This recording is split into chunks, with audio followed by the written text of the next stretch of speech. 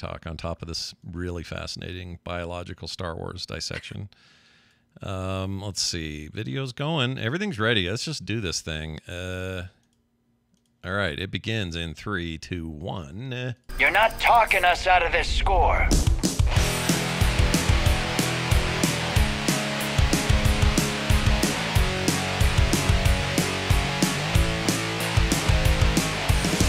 Hello, everyone. Welcome back to Core. This is Core, talking video games and doing it on Thursday, September 7th, 2023. I'm Scott Johnson with Bo Schwartz and John Jagger, and that's exactly what we do. Hello. We take the big news, we take the big stuff, we also take the little things. We have, you know, differences of opinion. Oh, good news, everyone. You're going to love today's show if you like differences of opinion.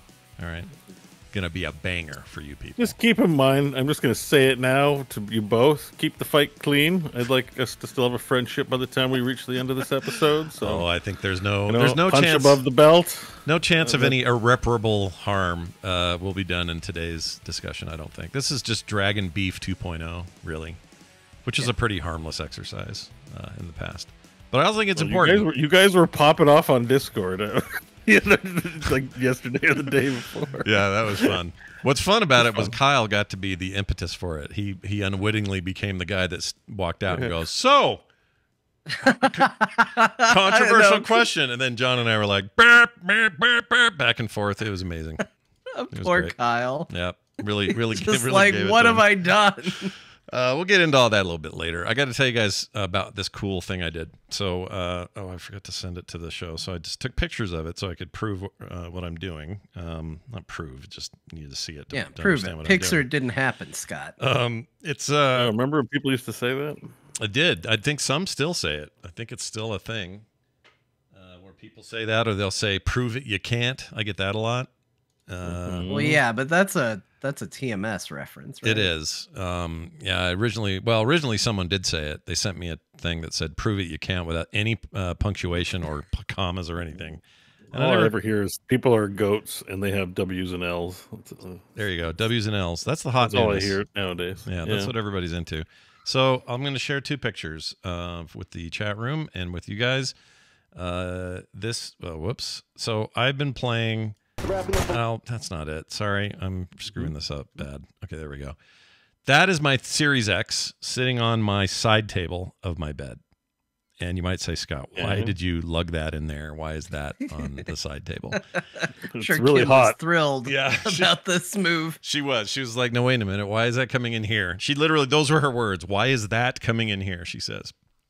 And I say, because I said, because I don't want to not be with you. I don't want to be downstairs in my cave all night playing this game I can't stop playing.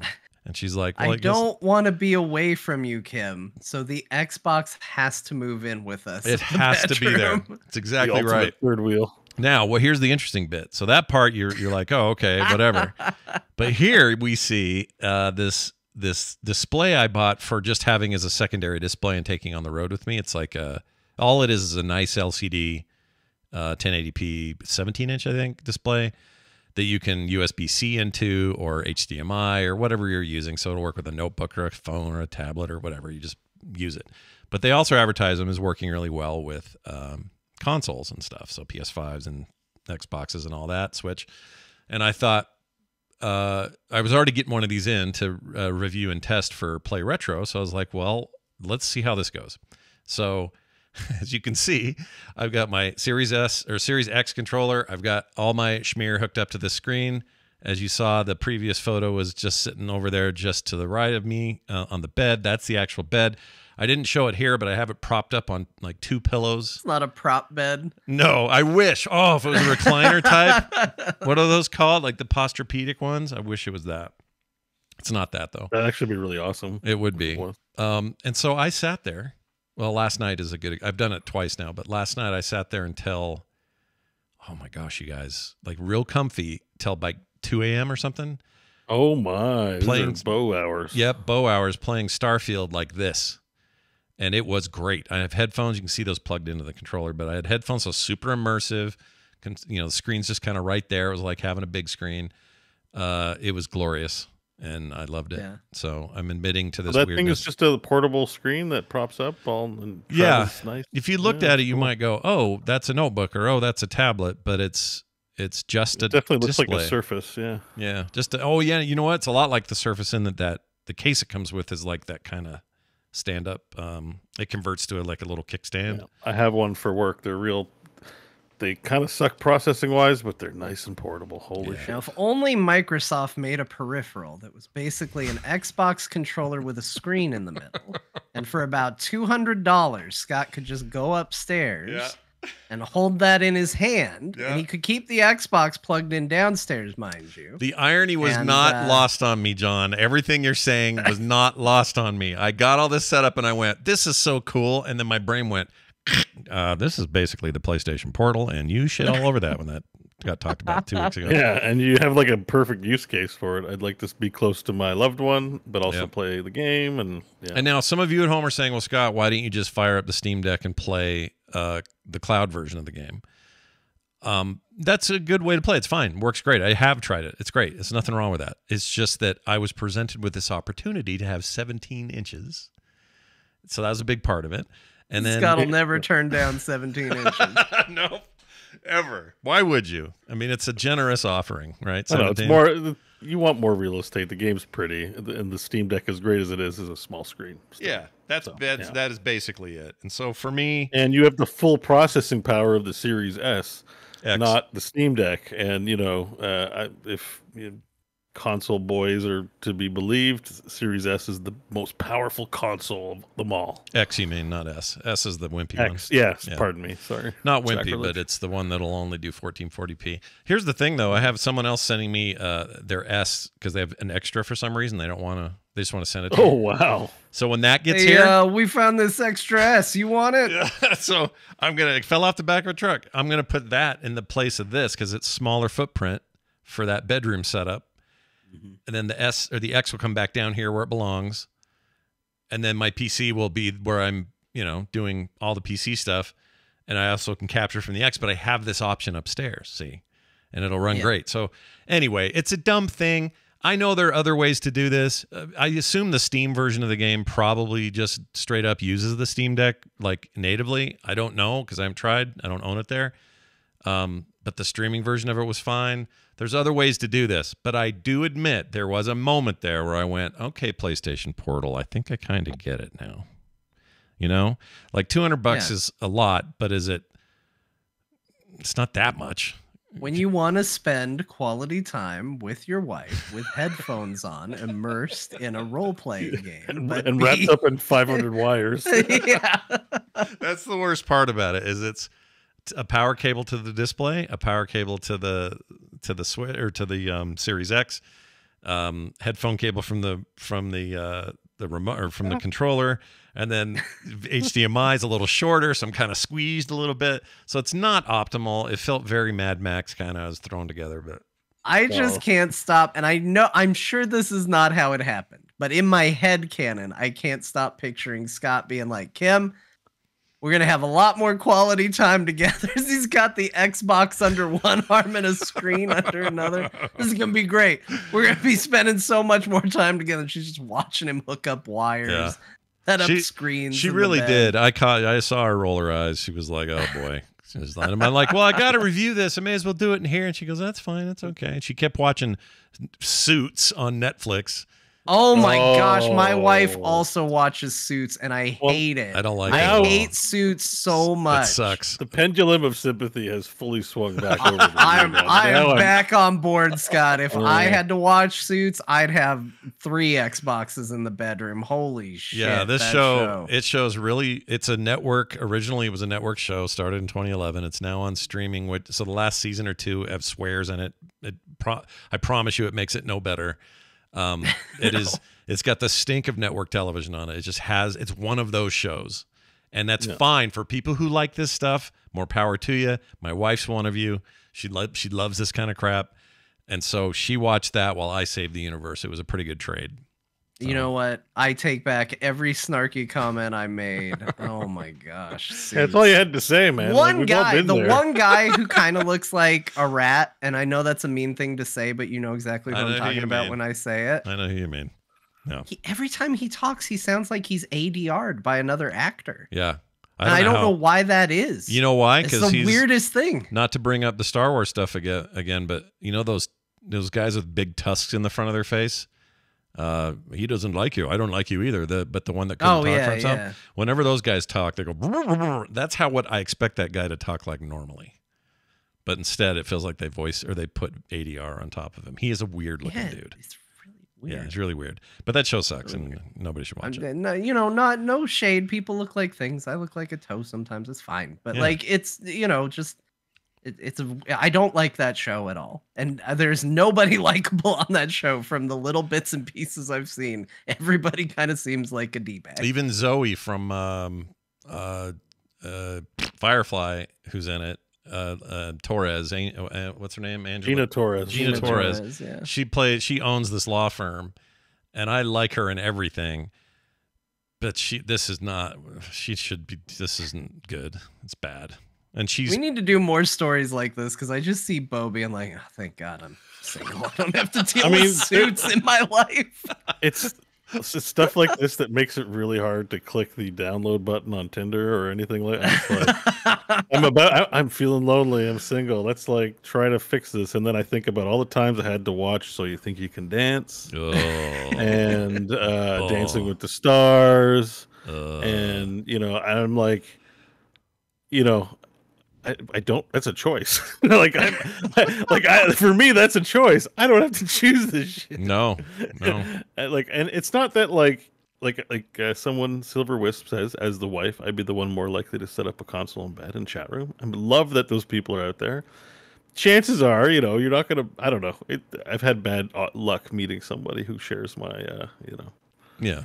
And that's okay. They're out there. She's out there. They're still your good friends. You can have different interests. It's all good. But I'm just like, I know for sure. The odds are against me. Bo's perfect. Never match tell is me out the there. odds. She's out there right now, chomping on a pepperoni stick and just waiting to find you, dude. I feel it. I feel it in my heart and my bones. She's out there. You never know. You never know. If I meet a woman who's like, you know, I love nothing better than to use my MetaQuest to watch television, I'd be like, sweet.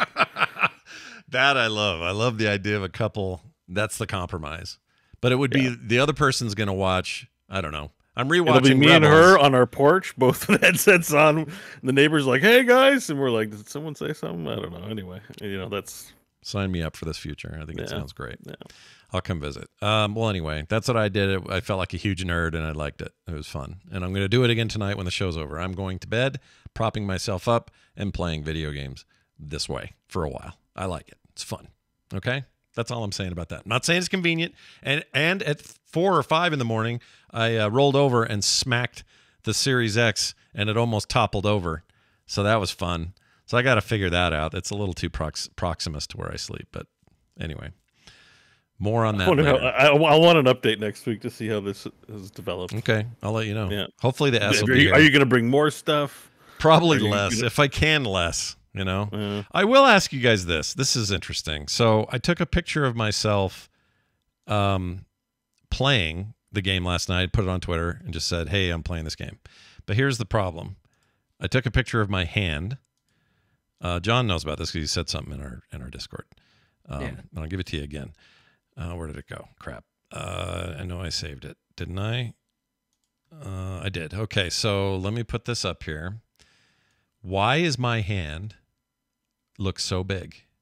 I don't have huge hands. Why does my hand look so big? Yeah, Wait. why is my hand look so big? I sound like I'm a bad translated video game. Hold on, I'll put it in here so you guys can see it again. Have it fresh in your memory. There's some magic lens business happening here because my hand's not this big. I hate to say it to you, when we finally met in person at the last Nerdtacular, I was shocked at how big of a man you are. like I didn't expect you, and I don't mean fat. I mean like you're actually like a basketball or football player. Like you don't carry yourself that way. Yeah. But when I saw just like you're tall, muscular, like just like thick, but in the good way, not fat way. You know, like just like you are a full ass grown man, and if you had if you were like in the military, you would just like own everything. Like you're a big dude, so it doesn't shock me that your hand is also big on this controller. It just seems inordinately large. And also, I hear this a lot. I walk into a room, people are intimidated. I never feel intimidating my entire life. Like, you look like a skinny guy right now on the camera. Like, I see your arms up, and I'm like, you know, you look like a thin, I like video games nerd. If you saw him in real life, you'd be like, holy shit, like, this guy's... It's the height, dude. It's 6'3". He's got a good frame for a human being. And I know everyone's calling me beta now in chat room, but like, I'm like, oh. Well, you guys should like, see, you should see this view, the vision that this visual is. You go to BlizzCon. You got 6'3" Lerp, me in the middle. You got Bo and John on either side. We look like someone tried to make a penis. You got these two testicles down here, and you got this shaft right in the middle. Making us testicles, Scott. Well, I don't know. Is that worse than being the big wiener shaft? I'm the hairy testicle, and you're the bald testicle. Nobody wants to be the testicle. It's where all the juice is. It's not terrible. Nobody wants to be the testicle is a great thing to say out loud. I'll be your testicle. All right. We literally do have a picture though of us standing together where we look like the signal strength on a cell phone. We do, yeah. Like full signal strength cell phone image stacked up. I'm super short. I'm 5'4". Yeah. Scott, you're what, 6'3", 6'3" and a half. 6'3" and a half, almost 6'4". Yeah. But where are you? He's in the I middle. am 5'11". Yeah. He's okay, average. So yeah. Like we're just right in he's right in the middle and I never feel like the tall guy anywhere I go until someone points it out. I'm like, oh shit, I am the tallest person in here. I don't like it. I don't like the feeling. I don't like the eyeballs on it. I don't enjoy that. I never have. So what Bo sees is, oh, big fella. I go, what? The hell are you talking about? It's all relative to scale, like, you know, but my impression of you, having watched and listened to you for years, even before we did a show together, was just, you were probably my size, and I was like, oh, he's a different class of humanoid. Like, in the character creator, he's a different like preset series. That's right. You got to crank up that slider on the height slider. That's how I feel about all my friends. I don't know why I only became friends with tall people. It's kind of lame. Like, I am short, so I'm used to being shorter than most people. But like, as soon as I'm hanging out with you, Garrett, Kyle, Ben, like literally everybody I know, Bo is like the shortest friend I have at 5'11". Yeah. Oh wow. Yeah. Even Ben's like, a tall guy. Like, trying to think who else. Yeah. You are kind of. You're attracted to the height. I don't know. I can't explain. It's why I'm happy when Kyle brings Kristen to things, because finally there's somebody that understands. Yeah, no kidding. Kristen and I know. Kyle has to hanging out with all you tall people. He has to duck for everything. Kyle's a lot like me in that way. Everything's too tall, but yeah, Kristen's normal. Is it public what they told us yet? Do you know? It is official as of they did their show today. I heard Kyle say it on the show today. Number 3 kid coming. That is a fast builder, fast family building. They put, you know, when you play City Builders and you turn the time slider up like 3 pluses, that's what they did on the family build. Just wham, wham, wham. 3 of them. Boom. And I love it. Love to see it. And congratulations to them. That's the point. Not to compare them to a video game. All right. I mean, it's fine. I did a cheat code, got 2. Yeah, see? Nicely done. Then, you know, actually, I was going to say ground for the 3rd, but I don't know. I don't know if that analogy is going to do anything good for me. Maybe especially not. If my wife hears this, so. Yeah, maybe not. But I like it anyway. All right, we're gonna actually talk about some video game stuff. We're going to talk about a weird thing, and it's part of our main topic, so let's get there.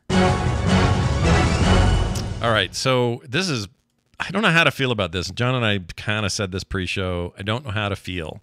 So now we're going to suss out how we feel. Diablo 4 is claiming, through interviews with Rod Ferguson, annual expansions.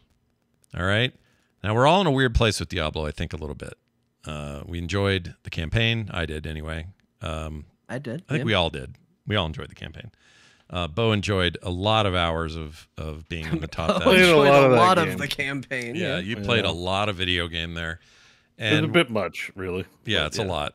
But the idea, like, if you would have come to me before before launch of the game even, and said, by the way, I kind of really wish they would have done this. I wish they would have said, our plans are seasons are going to be fun and cool, and you're going to want to participate in them. And it's a lot like what we did with 3, but we're going to build a few things out, and some of those things will improve. But basically, we're giving you seasons in the way you think of them traditionally. You build a new character, and you unlock new stuff for that month or for that season. And then the other plan we're going to have is kind of revolutionary for an action RPG, and that is that we're planning annual expansions for this game. I think that would have made me feel better about the state of what Diablo 4's endgame is, which to me has been a little disappointing, because to me, I think a lot of players are hoping this. We were all hoping that the game was going to be more MMO-ish in terms of, story and expansion and that sort of thing. And I think saying annual expansions, which implies a lot, assuming they mean things like new character or a new class, and all that entails, a new chunk of land and a whole bunch of new story each time this happens on a yearly basis. That's kind of exciting to me. Like, I hear that and go, oh, well, that's a thing I could support. I would want to be around for. And I don't know why they held this so close to the chest, or maybe this is a recent decision in light of, they kind of peaked real quick and then and dropped. So maybe they had to do something like this. I don't know. I don't want to get conspiratorial, but I think we should talk about what we think of this. So, Bo is the person with the most hours in this game. What's your reaction to hear that you could get annual expansions out of Diablo 4? It's a nice change from what happened with Diablo 3. So I was a big fan of Diablo 4. I gave it a 10. Yep, Just 10 on 10. Before it was out. Yep. Just give it a 10. Mm-hmm. No, but I enjoyed the game. I think Endgame was not. It's not perfect. So if they want to keep working on it, I don't know. I think this is a good thing. I just feel overall favorable. I think it's the comparison to Destiny, right? Have they confirmed full price for? No, expansion? They haven't, but I would have to assume we're talking. So let's assume 49. Destiny 2 model, full price. Yeah. Destiny 2 has always been. I guess the way I think of games is like, if I really like a game and they're going to give me awesome content every year and it's going to cost me full price, well, I'm probably spending a lot of hours in it and I don't mind. $80 a year is not a big deal in the scheme of things. Like, if you earn $50,000 a year or even 40, $80 for your favorite video game, great. Right. But the problem is, like, Destiny 2, I'm like, it's okay. So that leaves me pretty much deciding to stay on the outside as a consumer if it's not a game you're really into. Right. So I think that's how I would frame it. Like, I really like Diablo. I think unless they really shit the bed with what they put out, I'm probably in to spend the money every year on the game. Yeah. And if they promise you, and again, they haven't said these details, but if they said to you, hey, Bo, also brand new class every time, like a traditional expansion, like Reaper of brand Souls. New class, right. More campaign content, flesh out that journey to 100 with even more shit to do later or something. Yeah. They're probably also going to work on balance and putting more activities, I assume, as well. Mm-hmm. Just looking at how Hearthstone is being treated, there's like 15 game modes, lots of different stuff. If you love Hearthstone, you have an embarrassment of riches at your fingertips, and great. I wish they would have done that with Diablo 3, so that's good. I think, because there's going to be a new X-Pack, there will be controversies every year in the ARPG community, because there's the whole Path of Exile versus Diablo dynamic that just the gaming press makes money off of, so that's not going to go anywhere. Yeah. No matter what happens, like, it's going to be a conversation, guaranteed. But they both exist as Pepsi and Coke. We can have them both and just be happy with it. And I think the people who play Diablo would be happy to play Path of Exile. I was just watching tangentially a video about Starfield. We'll get into it later, but there was someone that they're trying to fire who works for Sony out there publicly saying they like an Xbox game, and I think there's a world where, like, people, it was Alana Pierce. Well, we'll talk about it later. I'll bring it up later. But I think, like, I was watching the Grinding Gears presentation, and one of the devs, like, how before transition you might get a quick joke in, like we do. John and I both do it here sometimes too. Sure. When you transition. Yeah, of course. We'll say like Twi'leks are hot before you transition or something. Yeah. And like just to get it. And like one guy was like D4's ass or something like that, or F Blizzard or whatever. Like their whole brand identity. Yeah.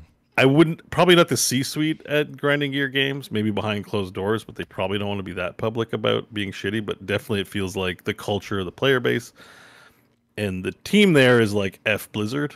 Yeah.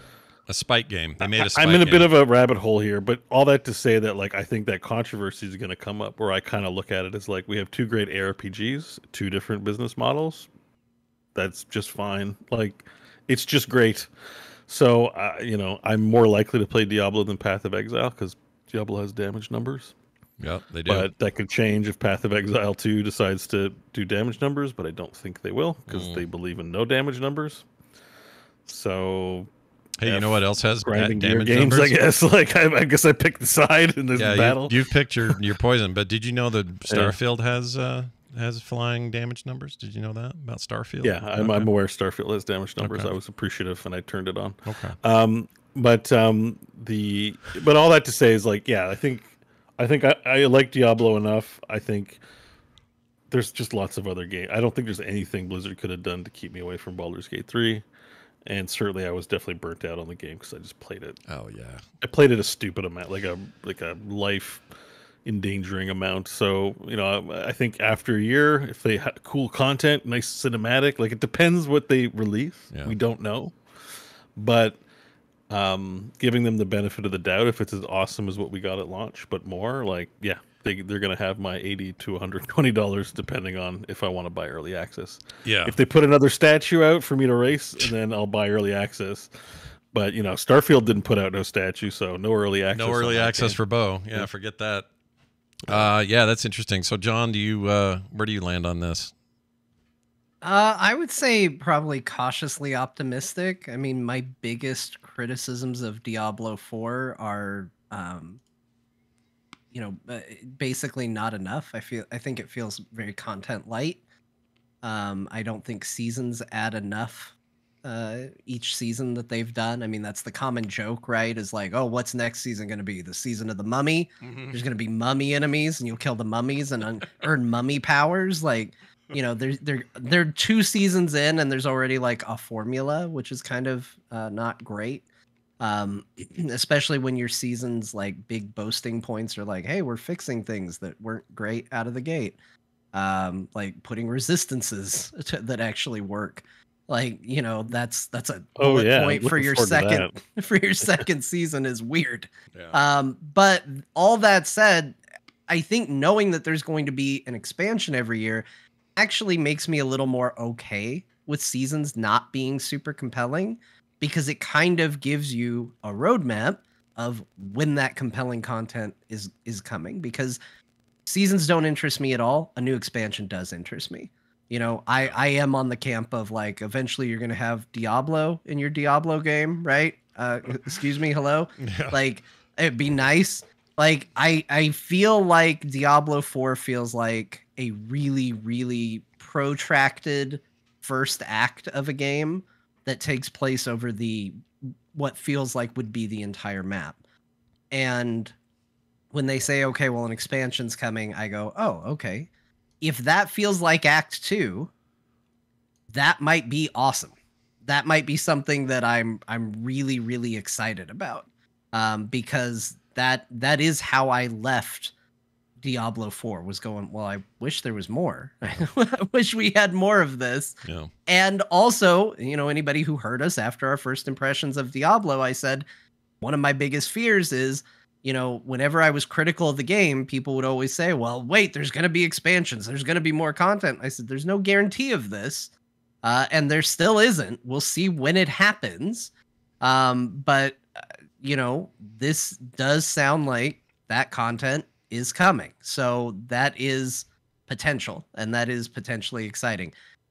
I am going to have to see what it looks like. Is course. an expansion like, well, now there's a new class, and here's 3 new story missions and a cutscene where a bunch of black ink lines appear on parchment paper and they lightly animate via the power of Adobe Elements or something. Like if that's the case, then no, thank you. That's not an expansion to me. So No. I'm not particularly interested in that. But if know. it feels robust and good and builds on this, I think that could be something really worthwhile. Yeah, and they have to know going into this, potentially anyway, that we all know what an expansion is, especially in Diablo's context. We've had them before. We know what Diablo 2's expansion was. That was a massive expansion to an existing game, and we know that the expansion to 3 was a strong, fully loaded experience with lots of stuff to do, and really fundamental changes to the game. So if they don't provide at least some of that with an expansion, then they're calling it that, and really it's if they end up just being character, like class updates, like, oh, here's a new class, and they disguise it as an expansion but charge like like there's a lot of ways they could go south, is what I'm saying here. Yeah. I really hope they don't. I hope they honor what we think of as an expansion, what we think of as a Blizzard expansion, and then they bring us that. And if they do that yearly, I mean, that changes how I feel about this game. Almost like flipped it 90 degrees in a whole different direction. Like it makes me feel a whole kind of new kind of excited about it, but we don't know enough to know if that's even the case. So we have to wait and see what they do. And they haven't said anything out in public other than this one interview with Ferguson. So maybe we'll get more at BlizzCon. I don't know. Anyway, what do you guys think? Send us your emails. Tell us, do you want yearly expansions, or do you think this is a front for getting your money? Let us know. I mean, it's Oh, sorry. Say that again. It's always a front for getting your money. Yes, like no doubt. But there's a lot of ways you can get somebody's money, and some of it's good and some of it's bad. And if it's good, hey, we all agree that the transaction was worth it. Then we're all happy. Everybody goes home happy. Yeah, I just want to go home happy. Yeah, happiness that's all anybody wants. That's all I really want. All right, let's talk about the other games we played, and we're going to start this week so a few of you can quit complaining. We're going to talk about Starfield first because John and I are playing it. And here we go. Oh, and Bo played a bit. I played. I've got some hours in. Yeah. I didn't know that. Okay, that's cool. Yep. And then we'll talk about Baldur's Gate again because Bo and John have both finished the game now, and I think that's a significant thing we got to talk about. So before we do that, though, let's talk about Starfield for a minute. There is a very fundamental difference in an opinion going on between John and I. There is a difference. There is a difference. I am in love with Starfield. This is a game that, even though I kind of knew it was coming and knew that it would be along the lines of what I like about previous Bethesda games, it has been exactly what I've been waiting for. I'm so happy how much I'm enjoying playing Starfield, and I'm so glad that it's here, and we're this early in it because mods are just starting to kick up. They're going to do official mod support on console for console folks, which is nice because then you'll be able to sync that stuff between your PC and console play, which I think is a great thing to do for your customers. We'll see how they implement it, but the game itself is everything I was hoping for, and that's not to say there aren't some issues and some problems, and there are. And last week we talked about some of them. Some of them turns out we just didn't know how a certain thing worked, but I also still sort of blame the game for having a shitty tutorial and also not making some UI elements intuitive enough so that you understood that you could shortcut to something quicker or do something in a better way than it seemed you had to. And we talked about that a little bit last week with the, pause, go to the mission, then teleport to the planet you want to go to. There's different ways of doing a lot of stuff in that game, and the game's not great about telling you how to do that. But again, that's sort of consistent with previous Bethesda games, in my opinion. But I think this world is beautiful. I think it's expansive, and I think it's really compelling. And I think so far the story is really cool. I got to a really important pivot point in the story that had me just kind of, I don't know what the feeling is. Not euphoric. It's not the word I'm looking for, but it was like, whoa, holy shit, it is on. We gotta solve this right now. Like this feeling of just all hands on deck, which I haven't felt in a game in a while. And I don't even know where to start with what I've enjoyed or why I've enjoyed it. There's not much to say. I don't want to say much about story because I think people should experience that stuff for themselves. But there are characters I really like. One of the first things I noticed is the cowboy character has the same voice as what's his name, Jensen, from the Deus Adam Ex. Jensen? Adam Jensen. He's his voice It's actor. Alex Tufexis, I think. Is Yeah. his name. So when he Or talks, Elias, not Alex. no, it's the Elias. co guy. Oh, you mean the actor? I don't know his The name. boy, the VA. Can we call them VAs now? The Baldur's Gate voice actors have me all confused. Yeah, I think they're VAs now, right? Well, You can- because they you do can just call mocap as well, so they're like just actors. I think. I Now. guess it's just actors. Oh, Yeah. That's fair. Yeah. That's going to be a hard one for us to I don't know. change, I don't but- want to make Karlak mad. Okay. Like, I assume, Nobody wants to make Karlak No, mad. she'll get yeah, all so on fire. Karlak's on there clarifying these things, and I'm Mhm. like, so, anyways, whatever. But it's Elias Tufexis. Yeah, and he's great. Perfect. I'd forgotten how much I like listening to that guy talk. So he's around. Great cast in general. I just think everybody's putting in great work. I think that the feeling of being in this world is as good as I've ever felt about a Bethesda game. I really like how immersed I feel. And, you know, some of my misgivings initially about like, well, space travel is a little point and click and a little less about the awe of space travel. I'm okay with it though. The focus of the game was never going to be on the the every second of flight that you would have in a spaceship. It was more about, we need to move this story. We need to go to this place, take care of this thing.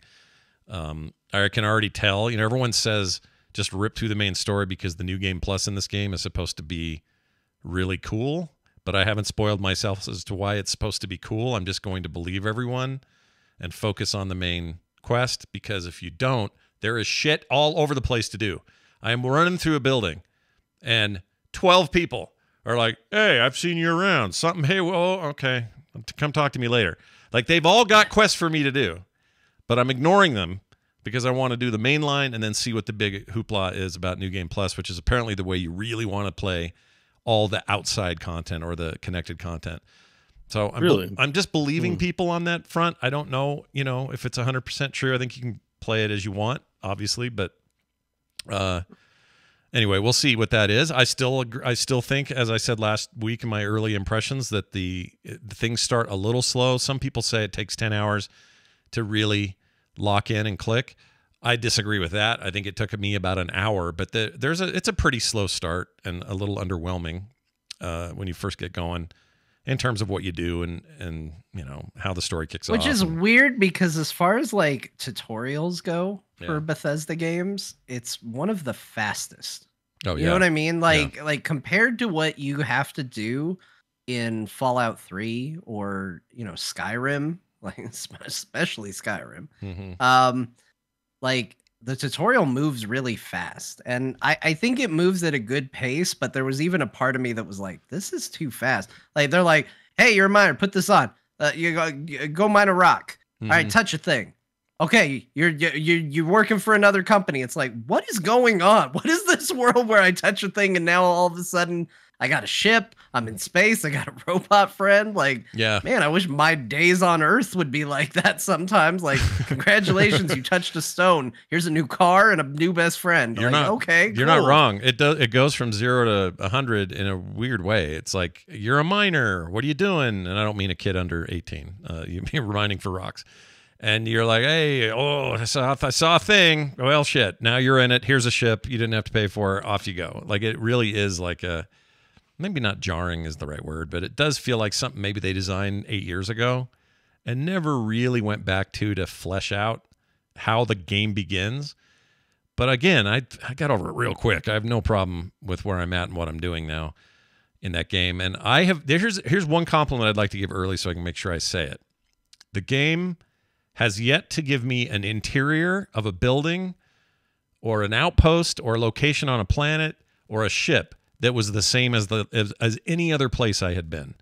Everything looks different. I don't know who's in charge of making doors at Really? Bethesda, because doors, there are so many doors, John. Like, every kind of door you can think of is in this game, and there's some doors. Are you talking about just interiors? Because I visited 2 planets and I saw 2 different planets, and the very first 2 things I went and looked for geographical features were literally the exact same, with the exact same rock piles in the exact same spot to loot. Oh, well, that part So are may you be talking true. about just buildings, or are you talking about like planets and stuff? I'm talking Just- about like up close internals, like planets Okay. themselves, where it's like, oh, this is a big rock full of rocks. Not that so much, and even in that case, I've seen some decent variety. But you're making a good point about the sameness there. But in the case of like, you know, I'm in this building looking for this thing. I'm up close and personal and fighting hand to hand with people. Those buildings, those locations, and those layouts and the furniture that are in them, the doors that are in them, just the architecture choices have been wildly different. And I don't know why I find that so cool, but I do. I love the variety there. There's someone at Bethesda whose job it is to make sure there are about 20 to 30 different kinds of doors that animate. And the game has amazing sci-fi doors. It's a small thing. I admit it, but that's part of the minutia that I love about Bethesda games. I like that feeling of I am in this place. And prior to this, I was out on a giant flat planet. And prior to that, I was in a spaceship. And prior to that, I was in a system that's like, 400 light years that direction. All that stuff's clicking for me in a way that I haven't felt in a while. So I'm loving this game. I'm loving this game. It's the best way I can put it. I don't know how else to say it. So, John, you have the second most time with it. Where are you at with Starfield, and where do we disagree? Because Yeah, I'm not as positive as you, and I'm trying not to be hyperbolic because I have this bad habit when I think somebody has falsely reviewed something good or bad. It's in my experience, I tend to go a little too hard in the opposite direction. And if I do that too much, it's going to sound like I hate Starfield. I don't hate it. Right. I'm having a hard time finding the fun of Starfield. And this is a problem with a lot of Bethesda games. Bethesda games are definitely like craft your own story. It's not going to handhold you. You kind of have to make your own way in the space. And typically the way that they do that in Bethesda games is by giving you a world you want to explore and see more of. Like environment is very important to Bethesda games. And in general, I think they've done a very good job with that in certain games. Like I love Fallout 3. I love Morrowind. I love Skyrim was a world that I just was like, oh, I want to see everything. What's over there? Oh, I'm going to go in this cave. I'm going to go in this dungeon. I'm going to do this. Starfield is a game where I felt that compulsion for sure of like, oh, I want to see different planets. I want to see different creatures. I want to see the universe. I want to explore. And a lot of people, and Scott, you've said this too, and this is maybe the one point that I push back on, is that this is a Bethesda story set in space. And I think that's accurate, but they have based your faction that you join out of the gate, a group called Constellation, like it's literally post-tutorial, so this is not spoiler territory. No. As explorers. Like they have made it very clear that the push and the motivation for the character and the world you're inhabiting is one of wanting to explore. And that's been the hardest part for me is I went in and I was like, yeah, I want to explore. I want to see the universe. And the biggest problem I'm having with Starfield is every time I see something in the universe, it has been boring and uninteresting and not worth the effort it took to get to it. All right. So every planet I have landed on has been and realistic. I'll say this: like we've seen other planets, we've seen pictures of it and all of that. We got rovers on Mars. A lot of dirty rock planets out there. Yep. I get it. It's realistic. That doesn't mean it's fun. And I have yet to land on a single planet in this game where I have gone or seen somebody else playing land on a single planet in this game where I've gone, wow, I want to explore that. Yeah. Every single one of them has been a little on the mundane side. And the first one I landed on, which we talked about last week, we talked about a big oil refinery looking building that I explored. And then even though I had only played an hour, Scott talked about exploring a similar oil refinery looking thing. And then I landed on a different planet. And wouldn't you know it, off in the distance, there was an oil refinery looking thing that I could have gone on another planet I went to. And as soon as that happened, I was like, you know, maybe these planets aren't that interesting. Maybe I thought I had a real unique, cool experience on planet 1 that is not the same as all these other planets that I'm landing on. Yeah. So I think to the game's not credit, but to the game's well, to the land on the side of the game, we're still very early. I'm not saying you're suddenly going to see the most amazing planets in the future or anything, but I will say I don't think that's the game's point. I think the game wants you to feel, and the marketing wants you to feel like you're exploring space, but it turns out it's not actually the strength of the game or even the strength of the developers. They have a lot of this as set dressing. Unlike, No Man's Sky is about, well, what's on this planet? It's kind of purple, so probably some weird shit. No Man's Sky is about exploring. It is, but Yes. but also No Man's Sky is about the same outposts, the same landing places, the same vendor. You know what I mean? They same Sure, a lot there's of those a lot games of too. there's a lot of copy and paste in No Man's Sky, but the amount of times I've taken screenshots or told stories or gone, holy hell, look at this about a planet in No Man's Sky is numerous. That's true. Compared to so far 0. With I don't have anything interesting to say about a single damn planet except, hey, isn't it crazy that the stupid rock crater that I found on this planet with a pile of rocks with materials in it was the exact same rock crater with the same pile of rocks with materials in it on the very next planet that I landed on in a completely different galaxy. Yeah. What are the chances? What are the odds? Amazing. And I think that they've earned this criticism. They made a faction that's about exploration. They marketed this game as about exploration.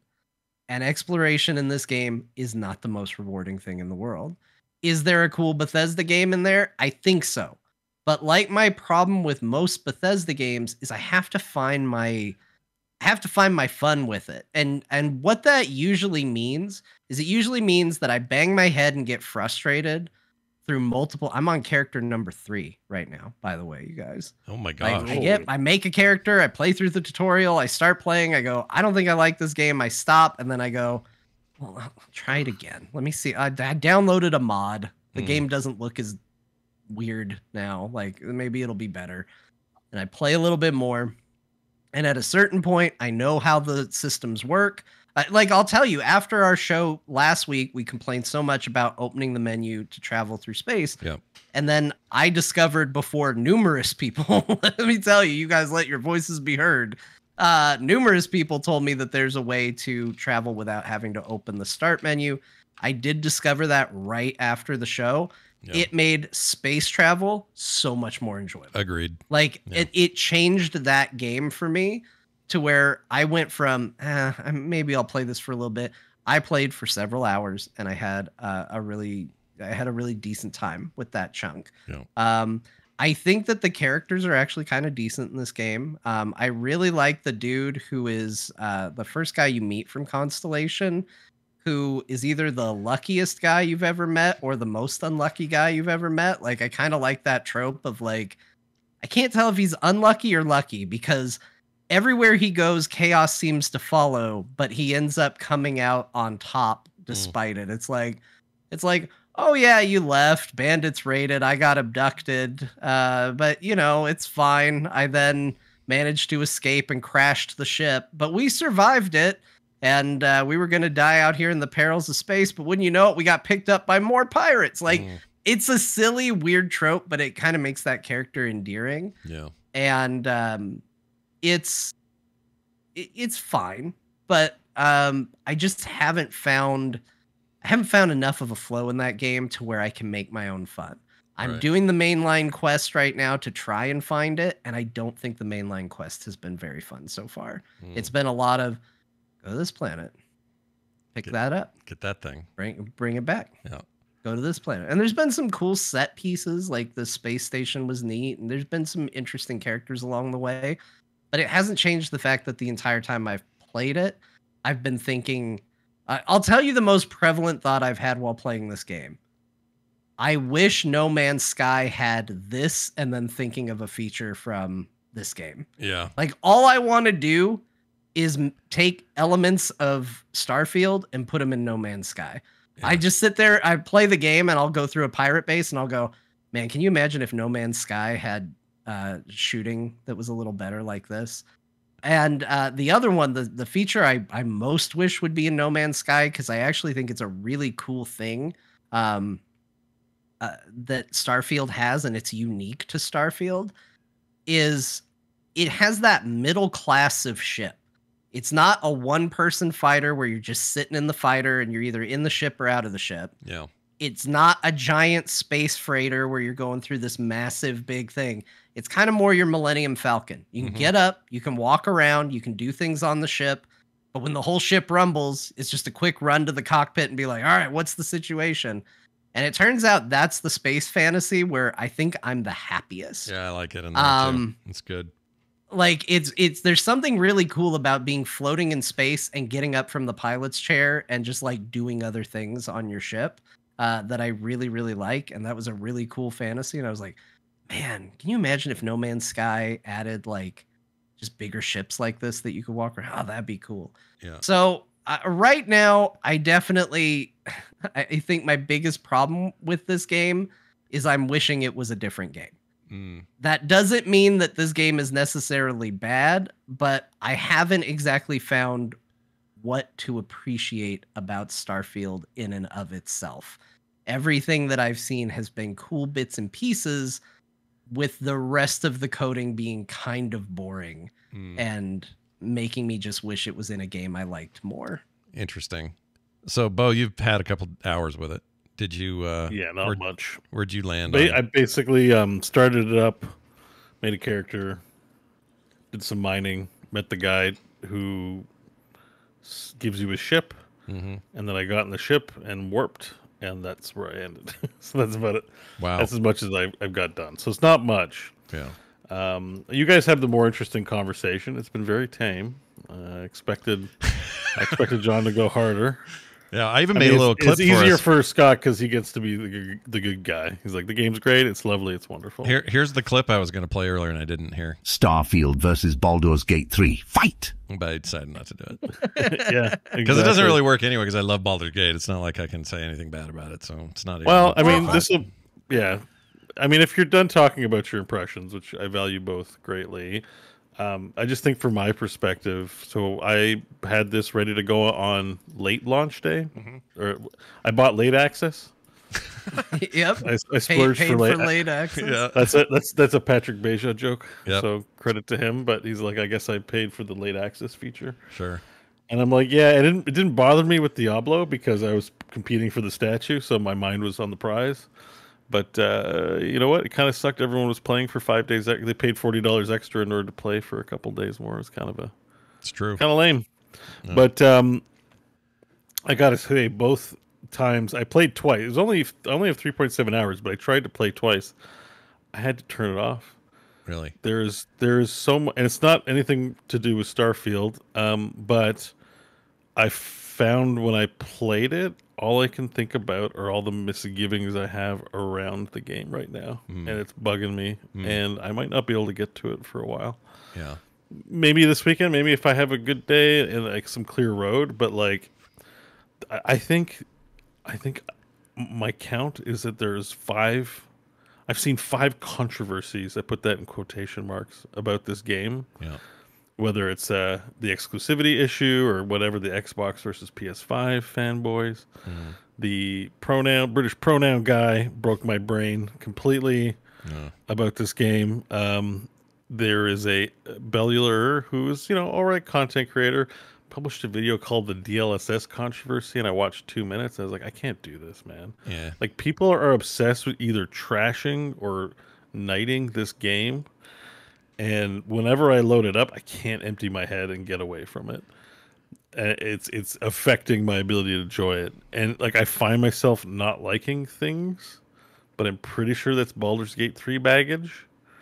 You know what I mean? Like, I had that exact problem when I went to the first pirate base, and all I had to do was go in guns blazing. I was like, well, why am I not having conversation roles? Like, and it's not a direct comparison, but like it I can't avoid it. It's where my brain. Yeah, that's went. where But your it's head's still, at. but it's still the Bethesda system. Like if I think about going to play Skyrim VR, I'm like, it's not any different. Like I don't really, it's definitely BG3 brain, because that game just says here's some stuff that you might want to do, but do whatever you want. Yeah. And this game was like, so Pirates Land on that, I'm a miner. Okay, I get it. They want me to go mining. Oh, what a coincidence. The first thing I ever mine is the most important MacGuffin in the universe, but whatever. I'm playing a video game. Fine. Make your character. Then there's a pirate attack when George, or is his name George? Whatever, that guy who drops I can't down. remember his name. He drops down, and then it's like, oh, I'm a loot collector, and pirates follow loot collectors. And they proceed to have the worst tactics in the universe. Like in the open, like good thing there's no cannon installments. That they're flying from the atmosphere, land, drop off like 6 guys, and take off. And those 6 guys basically can't hit anything. They're the worst pirates in the universe. Yeah. And for me, I picked a sculptor as my background. So I'm like, okay, I'm role playing. I'm an artist. Like I maybe I'll be put in a situation where I have to choose violence, but I'm a space explorer and I'm down on my luck, so I'm working in a mining thing. Like it's cool. I like this.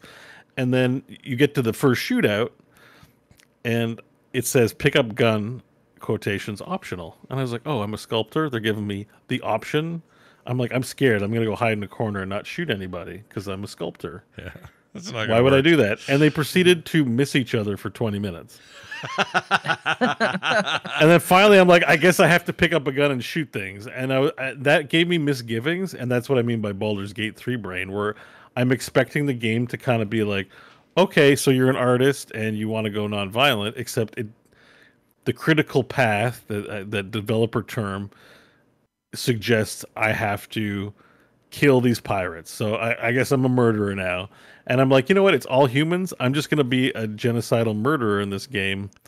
And that's fine. But I'm just part of my brain was like, well, why did you let me be an artist if I was just going to be a murderer? Like that didn't make sense, and I got grumpy about it. And then George is like, oh shit, I guess I got to stay here in order to make good because I let pirates lead them back to this thing. Here, take my ship and my robot. And I was like, no, dude, I don't want to take your ship and robot. I'm just an employee here. And he's like, you'll love it. Like, there wasn't a really good reason for me. Like, I was like, no, I don't want to be on this adventure. And sometimes when you say no, you get knocked out or you get forced in some way. But he's just smiling. He's like, no, you need to do it. That's it. And I'm like, but I don't want to do it. Like, why are you making me do it? He's like, you'll love it. They need to talk to you at Constellation. I was like, I don't think this game's very well written. Well, I love the graphics and I love I like the atmosphere, but I was like, I couldn't tell if that was all the bullshit in my head, like baggage, just making me cranky. And I'm like, I'm feeling cranky.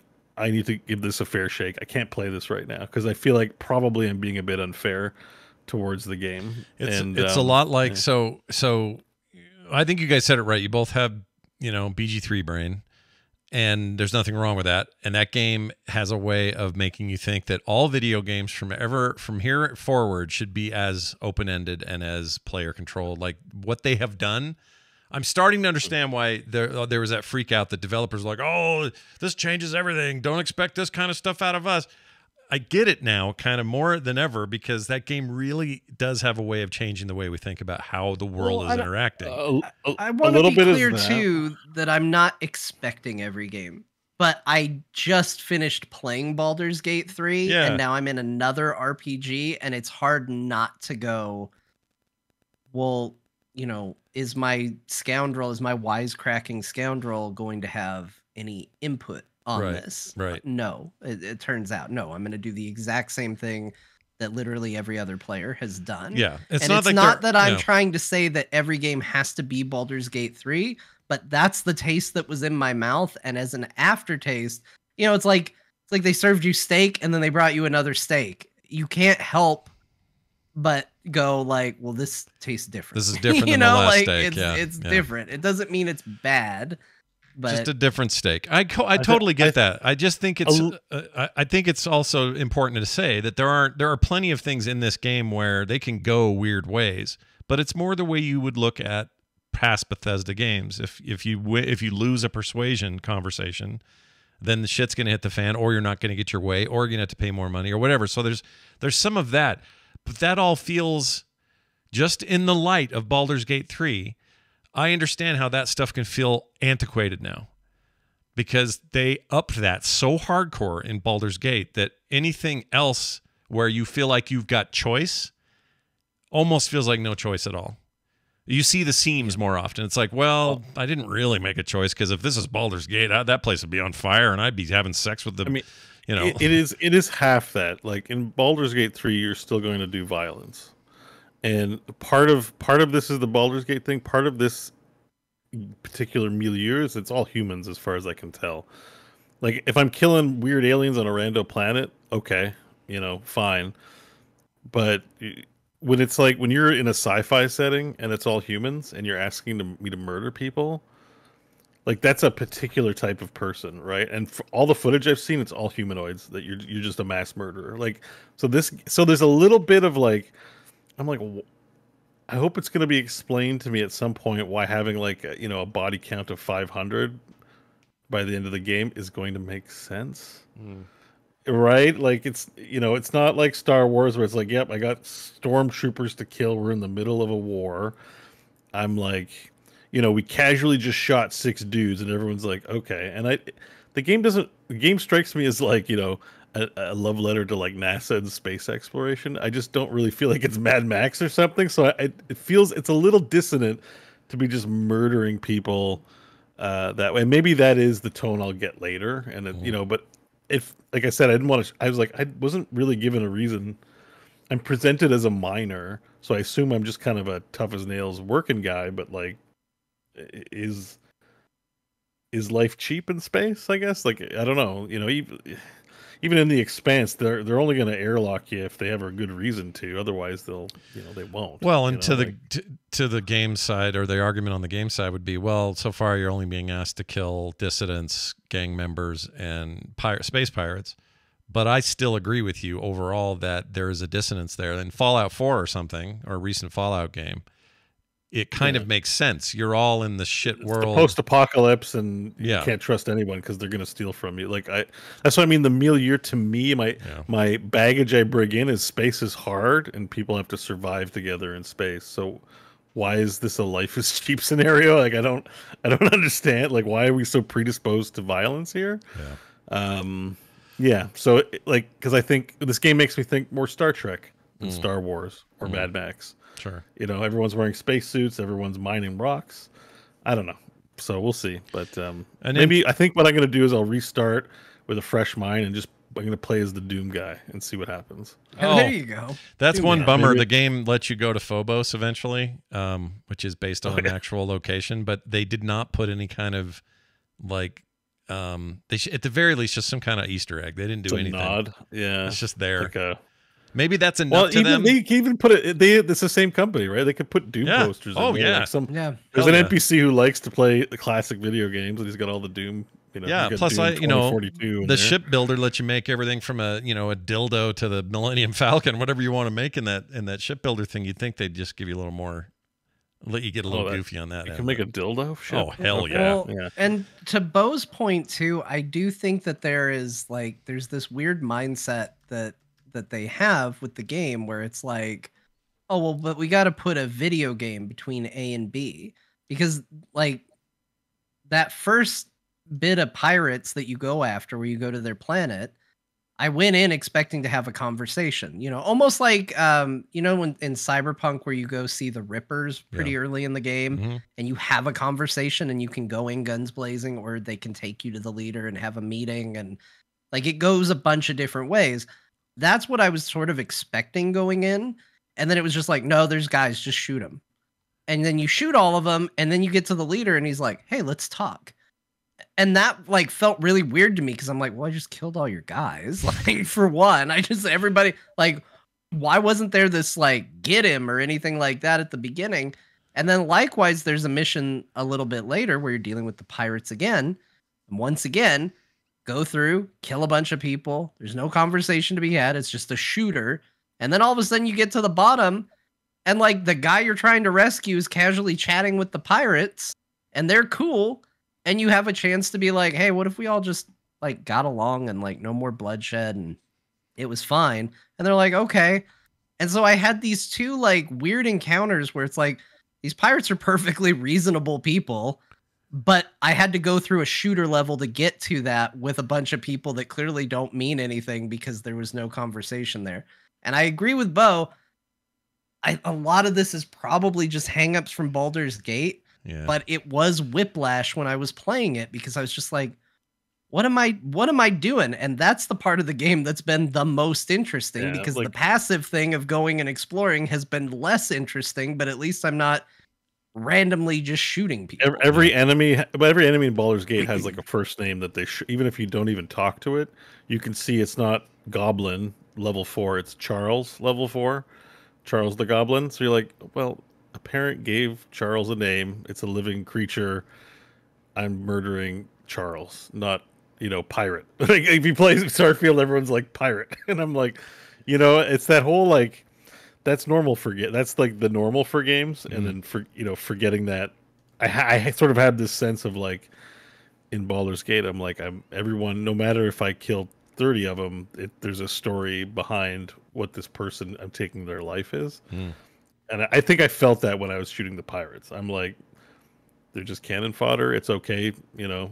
Some Lockvine in chat room says there's a reason why you'll feel it's okay to just murder. Think of every other humans as nameless things. It's okay to shoot. And maybe that's true. Like I said, it is definitely is baggage.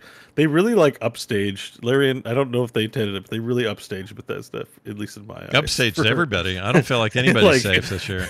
But in particular, because this is a big launch for Bethesda, and I think like. It's definitely when I'm playing it, I have an unfair bias playing it, and it's kind of striking because I don't think I've experienced that as intensely as I have before with this. Well, that just goes to show how much Larian pushed that envelope, and it's truly remarkable what they've done. It does make me wish that, because we're all tied into this, we follow this industry, we know what's going on. There's some people out there that would never touch Baldur's Gate, and they're just stoked to have a first-person Bethesda game, and they don't even know about this controversy. So all of that aside, I wish this game had missed its last fall release, that they were as polished and ready as they could be. I mean, 2020 hindsight and all that, but that would have given a year of letting it be Starfield for what Starfield is, and then we get a Larian game the next year and go, holy shit, next level stuff. But I don't think we would be making these comparisons because nobody was saying. I kind of have the same problem, to be honest, with Cyberpunk, which I really enjoyed once they got all the issues worked out. But Cyberpunk has the same problem held up to the standards that Larian has now set for interaction, for character relationships, all of that stuff.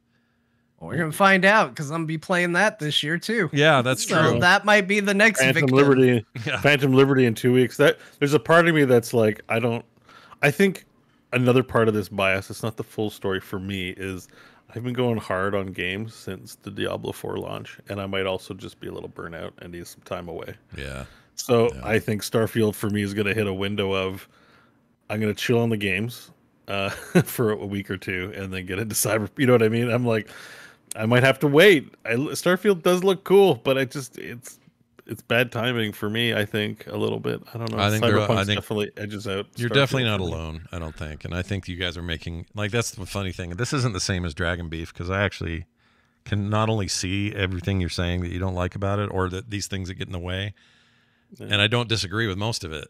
It's true. I guess I'm just so, I'll admit something here that maybe will say something about this. A huge part of this game for me, and a lot of what previous Bethesda games are for me, are the music. The music to me in this game is breathtaking and amazing. I love it. It's the same guy that did Fallout 4's music. I think is it Einon Zur? Yeah, however you say his the guy that performed. Also, he did Dragon Aid's Oranges.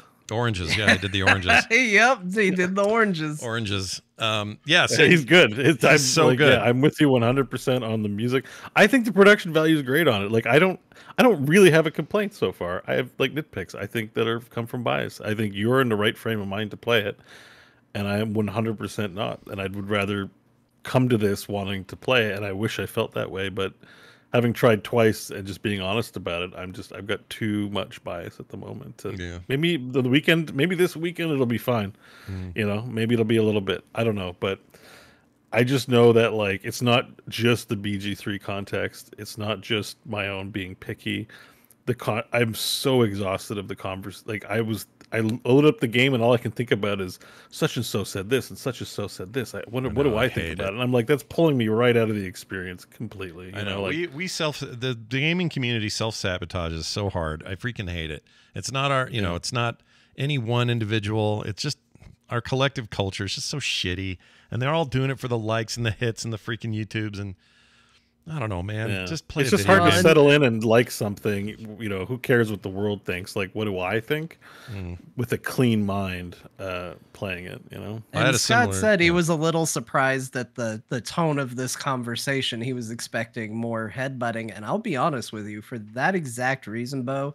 That's why you were pretty extra went into this. Well, yeah, but it's also different when it's the Discord. And like I said, I also have this habit.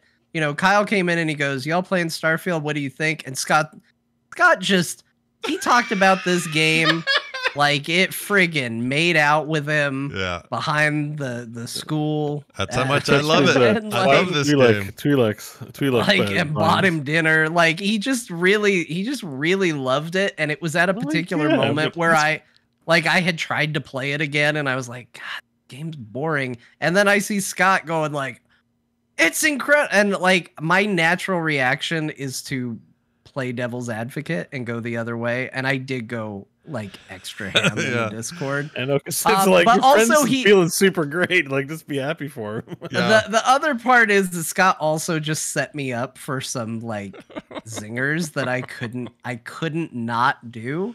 I mean, it almost looked like he was trolling you if I didn't know he was being genuine, because you revealed some of this last week. So he was like, "I love X thing that you bet. Like the UI is amazing," and you went hard on the UI last week. It almost looked like he might be. I know he didn't, but it could have been an intentional like pick everything you didn't like and say it's maximum 12 out of 10. Well, we clearly have fun with it. Like we enjoy. I enjoy these pokes back and forth, whether it's Dragon Beef or this or whatever. But here's how the conversation went. I'll just share this one bit. Kyle pops in September 6th, 2023. He says, "Y'all get up to any Starfield?" This is in our TWBD group. We hang out in there and talk all the time. I said, "Oh yes, very much in. 100% my jam." John goes, "It's pretty meh, honestly. I think it depends on where you land on other Bethesda games." And I said, "John is full of poop. It's more immersed I've been more immersed than I've been since Fallout New Vegas." Kyle goes, "LOL." And then we kind of went off. It was like, you just said I was full of poop. So then I told Kyle that Scott was a Bethesda fanboy. But here's what I'm talking about with he set me up is to try and, because now Scott and I are intentionally poking each other. That's why it escalated, is Scott poked me a little and then I poked him a little. And so my comment was, I said the best mod I downloaded for it was called No Man's Sky. Launches a different executable, but a vastly better experience. Yeah. And then Scott, I was going to just leave it at that as a snarky joke, but Scott gave me the perfect setup. He goes, "The best part of Starfield, it's not trying to be No Man's Sky." And I had to say it. I said, maybe it should have. Yeah, but then it got better because then I said, "Why? NMS is a shit RPG." Which I stand by. And you said, "So it's Starfield." And I said, "Hard disagree." And then where did I can't find the other bit. But yeah, it went on for a while and we enjoyed it. And then we found out about a new baby and everyone forgot. But we can. No, we're allowed to. Yeah, we're allowed to say. Yeah. Oh, we're allowed to. Yeah. Oh, okay. Yeah, they've already done a thing where they announced it. All clear. Okay. Kyle said it on their show today. That was part of the funniness too. Then it's like, oh, we're having a new baby. I don't think it really played out this way, but it kind of felt like you guys were just going to launch into the Starfield. Yeah, great, nice that you have a baby. Anyways, Starfield sucks. Yeah. great. You got a new baby. Let me tell you why you're dumb about Starfield. The congratulations aren't as intense the third time around, especially when we're talking about. Exactly. But there's also a difference between friends ribbing each other for the things they like. And, this is payback. I finally get to pay back Scott for all of his Final Fantasy 16 shit talk and bad opinions he had on that game. Oh, yeah. So, like, there's a difference between, like, fun prodding And then like getting on here where it's like we are talking to each other, but we're also talking to people that are trying to figure out if this is a game they might like. And I think it's important to not feed into the I think the planets are boring, therefore this is the worst video game of all time. Of Like course. Yeah. hyperbole Mhm. around it. And like, here's the truth. There's a lot of really great things in Starfield. There's a lot of things that are frustrating. Like, I'll tell you, one of my biggest problems with Starfield is a principle issue, which is I cannot believe that Bethesda has made this game this many times and is still making the same mistakes in Starfield that they were making in Morrowind. And how have they not learned and figured this crap out? And I think it's unfair that they put it on the modding community to fix their game. Like, Yeah. these are issues I have with it, but also that doesn't do the people listening necessarily any favors to say that. It's kind of a known quantity. So let me be real. Here's the things I like about Starfield. Like, it does some things really, really well. And it's worth saying because I am sick of hearing the talking heads just say, this is the worst video game ever. This is the best video game ever. Yeah, It doesn't have to be that. It doesn't have to be that at all. And also, sometimes I wonder if Bethesda, to your point about making the same mistakes since Morrowind, it makes me wonder if they think they're even making those mistakes. Like, they must be, maybe, because I agree with you in a lot of that. Like, there's some stuff, like some interface issues, no maps in cities, like some of these choices just feel like, what? Who in the meeting said that should stay that way? And sometimes I just think, well, did they just not know that these are sometimes bad ideas? Like, maybe somebody there just doesn't, like Todd Howard's like, nah, people love that shit. They love hunting around for the place to sell their ammo, Like, even though. go to Nexus Mods and look at what the top mods are and then go, hey, next time I make a video game, let's make sure we find a way to incorporate that. Like, all the top mods are visual updates for people who are like me. It's not going to be everybody, but hates the stupid filter they've put over everything in this video game. So it's a lot of things to try and graphically remove the weird haze that you're seeing everything through. But it's also mostly it's a UI and inventory and windows and stuff like that. Now there's some stupid shit. Like, one of the most downloaded mods is to skip the Bethesda logo when you log in. I'm not saying they need to implement that. That's stupid. Like, that's a stupid mod. But You think they should put the Phil Spencer flashlight in? you know, that's the perfect place for mods. I don't think mods should be fixing things that have been consistent problems in Bethesda games.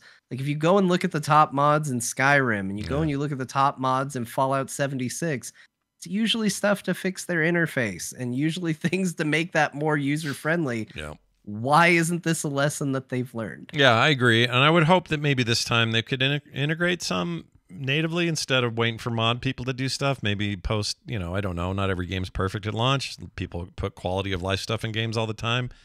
But it feels like their track record says no. It'll be the game it is. And, Skyrim, even its enhanced edition, its 30th iteration that everybody had to buy again, even that didn't change inventory. It didn't change UI stuff. It changed some graphical stuff, and that was nice. But I don't know why they do that either. Honestly, it's a little bit weird to me. And also this kind of speaks to the not ease it is to write these things for this game or their games in that engine. But it must be relatively simple for modders to get stuff done because they've had this game for less than a week. Well, I guess it's been a week now. And look how much shit there already is. I saw somebody made a mod that turned all your flashlight mod into Nicolas Cage's face. And it's the one that's always on the pillow, you rub the pillow off and it's Cage's, it's that expression that he's making. And everywhere you go, you're projecting his face on things. I'm not saying that's a bad thing. I think that's great. But the fact that these guys can do this shit in 4 days, maybe the thinking of Bethesda is like, well, they'll figure all this out in a week. We don't need to do anything. I don't know. But they're pretty from the Skyrim VR perspective, they're pretty hands off. The modded versus unmodded Skyrim VR, they charge full price for Skyrim VR. Yeah. And provided no post-launch support. And they could just take all that stuff and put an update out and wrap it into the client and make it so much better, and they just don't. Yeah. But I will say, this is to their credit. The game is technically more sound at launch than any of their previous big releases. All of them had major issues at launch, usually big lockups, memory leaks, crashes at the worst possible time, save bugs, like all those kinds of issues. I haven't seen or heard of any of that this time around. I've heard of a few, but I personally haven't run into things outside of your standard Bethesda crap. Like the amount of times I've seen someone rocket boost into the ceiling and the character model gets stuck in the ceiling. Lots. I love that. The amount of times, and it's funny because I saw a YouTube short. I think someone posted it on Twitter. It wasn't even aimed at Bethesda, but it was just like NPCs talking to each other.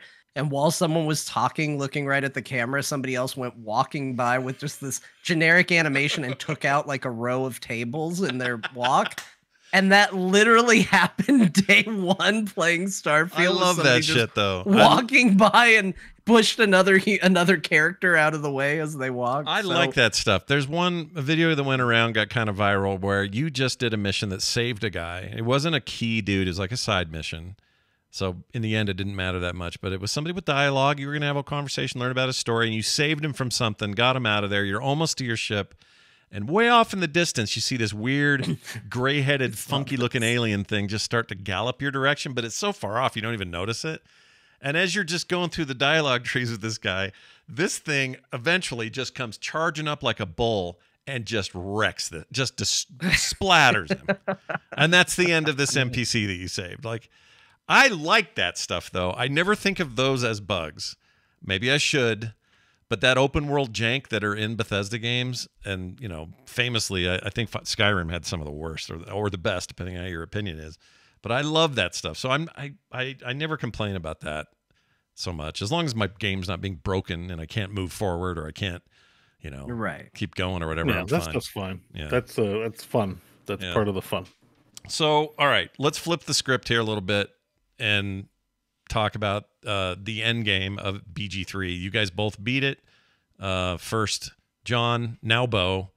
So let's go to Bo. We heard a lot last week from John. What do you say, Bo? So John and I got on a phone call this weekend, and I think we're gonna do a post show for the patrons, like a spoilery thing. Yeah, because you haven't finished it. I don't want unless you're good with reveals. I think you're still working your way through it, so maybe not. I'm gonna keep I don't at know. it. I'm gonna keep it. But I will say, they released an update. I think we even mentioned it last week too. So John's ending suffered somewhat, and mine, I would say I liked my ending. I have definitely, I think John was right about some things. I think the ending's a mess in terms of its the order it goes in. We sort of both settled on agreeing that like the order they put things in is a mess, and also the denouement is pretty quick. Like, even though there's a substantial amount, it's not Lord of the Rings where you're journeying back to send everyone home and send them off. The fact of the matter is, it's like I have pretty much every companion in my party at the end of the game, and I only got resolution on Lizelle and Karlach and Gale with some comments, but Jaheira didn't say a thing. Minsk had one line. And Halsin, who I rescued, anyways, sorry, no spoilers, but who had a big thing, named a bunch of characters, but like had nothing. But I had like storylines with all of them. Asterion, I resolved his major storyline, and he just made one sarcastic comment. So while I was satisfied with the NPCs that I did, like I had the ones that were there, they can really beef that up. There's some either jank there or whatever. There's also a key decision you have to make at the ending, which would make sense to be later. I'm not going to get into details here. So I find the ending very random and very out of order, even though I was satisfied with the ending. Like there's good stuff there, and the journey comes to an end, and I was happy. I was almost 2 times I almost cried. I was fighting back tears while watching it. It's not bad. It's dare I say it's not launch ready. Honestly, maybe they need that launch feedback to do it. Like, just there's jank, and like we've seen some confirmation. Apparently now, when you play the game, the NPCs are not going to be as horny for you anymore. Right. It was a bug. There's so the game is still like in development, Yeah. kind of, even though it's really great. For it, I hope that they do like with the definitive edition and want to make sure this product is fully perfect, because the endings really matter. It's a very narrative heavy game. It sucks. With the way John described what happened to him, I could see it being very disappointed in the results he got. Yeah, Bo talked about nearly crying at a moment, and I told him, I was like, okay, now imagine that moment where you're about to cry, and it cuts to the joke character bugged out. I mean, he said it. He said Minx. It's not a spoiler at this point. Bo already said Minx is in the game. So it's been 4 weeks. Like it is a emotional, heavy moment, and then you've got Minx talking about his pet hamster Boo over the top of it, and it's not a spoiler. He's in the trailer. He's a known. Okay. Yeah. It's not that he's in the game is not a spoiler. I knew that from a trailer. So Right. Okay. Because they announced Matt Mercer's in the game, and they announced he's coming back and all that. Matt Mercer's also in Starfield. Anyway, continue. Yeah. So, but that being said, I really had a good ending. I ended up in the final, after Act 3, there's a final act of going to the big boss and doing the end stuff. I had a few choices to make, and those choices resulted in I had to be a hero, and being a hero cost me my relationship with Lizelle, but not in a bad way, but in a way that kind of made me sad at the end. Really? Because I mean, imagine you're romancing Shadowheart and you get to the end of the game and it's over.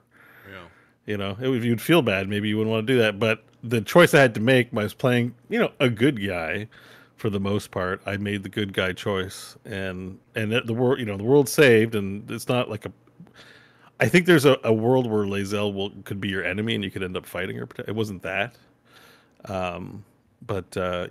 It made sense. It's like, imagine being unhappy with your ending, but thinking, well, I made those choices and that's my story. The fact that I don't like it makes sense and is satisfying because I could have chosen to be selfish, and maybe things could have been, the ending definitely would have been different. I still have to go play through from that decision point to see. I am curious, but there's a lot of content between then and the end. Yeah. Because the last fights, I will say, the last fights of the game are spectacular. Once you're done in Baldur's Gate and you lead up to your final confrontation, the level of tactics was really satisfying. Big battles, the end boss fight, very intimidating, very challenging. I love that this game is just, it's perfect. Even with all of its bugs, I hope they iron out. It was a decent ending. I would have wished for more. Because basically once you're done the battle, most of the storyline gets resolved in the wake of the battle. There's no going places and seeing what's going on. So if people from Larian are listening and you guys have lots of money now from all the sales and want to beef up the game a little bit, even if you were to do a narrator kind of thing, that just tells and Astarion went on to live in a house down in Drury Lane of Baldur's Gate or something like that. Just a bit more. I want a bit more resolution than what you have in there. So I would beef that up. Can you imagine if Astarion moved into your neighborhood on Drury Lane, though? My gosh, dude. Yeah, or Lake Run Road or something like that. Yeah, or Lake Run Road. Lake Run Road. Yeah. But it's very good. I think, and hopefully they improve it even more. So maybe you're playing at the right pace, Scott. By the time you get finished, Larian will have finished all the work on the They've already finished 2 big issues that you were having during your playthrough of Act 3, which was slow down and all that. I guess they fixed it while you were running through all that, and that stuff's already supposed to be substantially better. So by the time I get there, it'll be oh, this is fine. What were they complaining about? Oh yeah, it runs great now. That the whole complaining, one of the patches fixed it right up, no issues. Yeah, and I'll say, last week I talked about my ending. I talked about it being, kind of echoing what Bo's saying. I had a really bad first ending. Some of that was bugs. Some of that was decisions. I repicked post patches and all of that. The same quote unquote bad ending that I got the first time. It's still bad. I think there is one choice that you can make at the end that gives you an ending that is incredibly unsatisfying. And sadly, I think it's a logical choice. I don't think I picked something that's so off the beaten path that it just has an unfulfilling ending. I think I picked one that makes a lot of sense. It just does not lead to a good resolution. But Yeah. I did get to see the stuff that they added. It's kind of well known. It's kind of incredible. In like the period of a couple weeks, they got the actress for Karlach back. She recorded new dialogue, and they put in a whole new scene to beef up some ending things with Karlach, if that's a companion that you're rolling with. And I got to literally see the before and after, because it happened the day after I got my ending is when it got patched in. And I will say, I was very upset with how that seemed to go the first time, and the new ending is fantastic. So Interesting. the stuff they're putting endings, into it is because- really good. because we even because I went back and played again and just made even just different choices in the end bit, and I got 2 dramatically different Karlach endings. Yeah, and Just based on it was different yeah. from mine too. Like even when Bo got one very similar, it was still different from mine. So Yeah, like Yeah, it's it- kind of crazy. like there was nuances that made even the same ending different between me and John. When they say there's a lot of permutations of the ending, like I get why they do it. There's a web of things that happen at the end. I just think it still needs work. The web is like a little tangled, Yeah. if that makes any sense. Also, I get the impression that I could be totally wrong on this, but it seems like Karlach turned out to be a much bigger deal for players than maybe they expected. I think people weren't I convinced. think they that- have Well- confirmed she was the last character written. She was the last one, and she was the product of player feedback. So Okay. players kind of everyone was so moody and serious.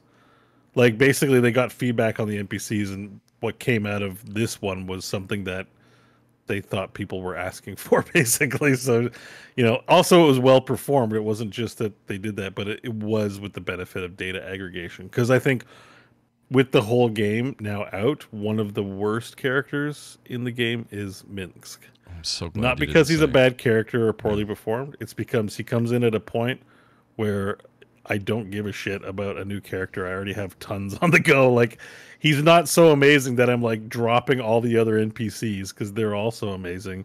So he gets overshadowed and upstaged by literally everyone else in the game, I find. But you wouldn't know that until it gets into players' hands. I don't know if that's everyone's feedback, but I kind of think that's you'll see No, when you get him. but, he was yeah. never on my team, which is a shame. I like Minx. He was a great character in Baldur's Gate 2. I like the character, again, well performed. Like there's nothing wrong. I think it is totally okay to have a character that has a hamster and is kind of silly as a result. I like all of that is fine. The problem is that it is very late. I've already fallen in love with these characters that I have, and if you gave me the choice 1,000 times over, I would never take Minx over Karlach. So that's the biggest problem, is he would be replacing my favorite character on my team, and that's not going to happen. Except to go and meet a few NPCs to get unique dialogue, there's just no reason to invest any time in them, unless you happen to kill a lot of NPCs and need one at that point of the game. That is one thing that I thought about, is that while there are, obviously a lot of people have talked about, is it Minothra? Is that how you say the name? Like the kind of hidden companion Minthara. for Minthara. She's evil like the characters. evil. She's basically evil Halsin. If you go the evil route, I think she's the same level of character potentially. I'll tell you, I'm doing an evil playthrough, so my plan is to have her in the group, and all evil all the So- time. That group. Yeah, can I tell you about my evil? I know John wants to say something. I'll say it after. Go ahead, John. Sorry. So I was just gonna say, like, I started a second playthrough, and I was doing the Dark Urge, which I knew very little about. And I accidentally killed a primary character for the story with a choice that seemed very innocuous at the time. I was like, I was trying to like lightly feed the Dark Urge, right? Like the whole Dark Urge is like you hear whispers saying you should kill or hurt people. It really leans into the murder hobo of D&D. Like Yeah, you're a you're serial playing killer. you see corpses and you just stare at them a little too long, and when you talk to people you kind of just like, well, what if I hurt this person? And I was just like, I didn't want to kill somebody, but I just wanted to feed the dark urge a little bit, and I selected a like imagine something bad happening to somebody, and then I actually did it. Oh. And I killed somebody that was a main character. So I think there are certainly ways to get to the end of the game. And I've seen people like, I've heard about Lizelle and Shadowheart not making it off the Nautiloid. Like, Oh my gosh. characters very optional in this game. Yeah, so And Dark Urge doesn't seem evil. He seems like chaotic evil, I guess. Like it's evil without a reason. You know, like you're not.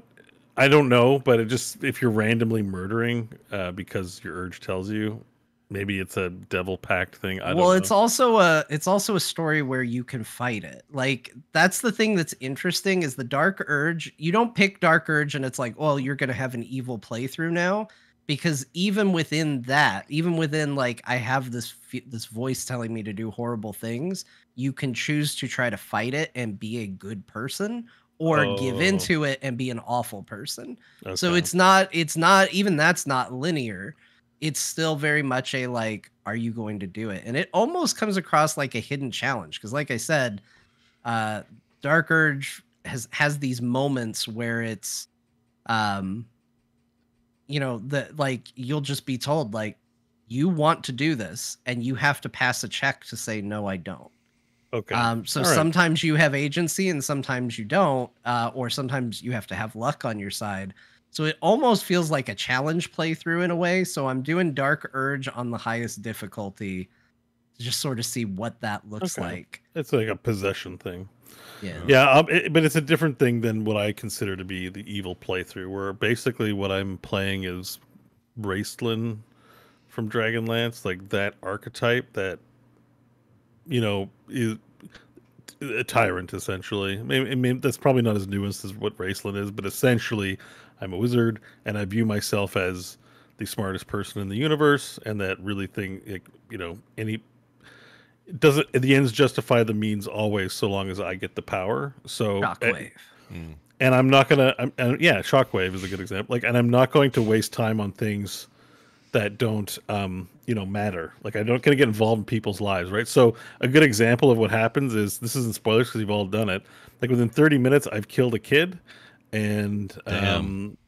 well, I haven't killed it through my inaction. I have. So you go to the Druid Grove, and the Druid, it's that what's Is it her the name? Kid, the Karga. kid, the kid that gets chased by the snake. That whole thing. Yeah. So when you go into the Druids area, and it's not Halsin, it's Halsin's like second in command, who's a snake lady, Yeah. and she's like, we got to kick out these tieflings. Yeah. And so she's got this kid, and you're like, the parents are mad, and so the good guy in you says like, give the kid back, and usually able to do that. Yeah. But I was there, I was like, I don't give a shit. Like, she's like, you probably think I mean, and I'm like, I don't care. I'm here to talk to you about some other stuff. Like, I want a cure for my head. dark. So then you're like, you stay silent, and then the kid runs away. The snake chases after her, bites her, and the kid dies. Yeah. And then she looks at you and she goes, let's not tell the parents. Can you go lie to the parents that, don't tell them anything. Just say she's okay and under observation. And I'm like, do it yourself. I'm like, I'm not here for that. I do not give a shit about your kid. And I'm like, wow, this is feeling pretty evil. So then then she's like, get out, I'm done with you. But then you can go to Nettie, because Nettie is the druid in there who Halsin's like apprentice, right? And when you talk to her, she gets a bamboo stick, which is like, if you turn into you tell her you're a mind flayer, she gets a bamboo stick of poison. Doesn't tell you. You have to do an insight check, and she's gonna stab you, kill you. It's an extremely fatal toxin.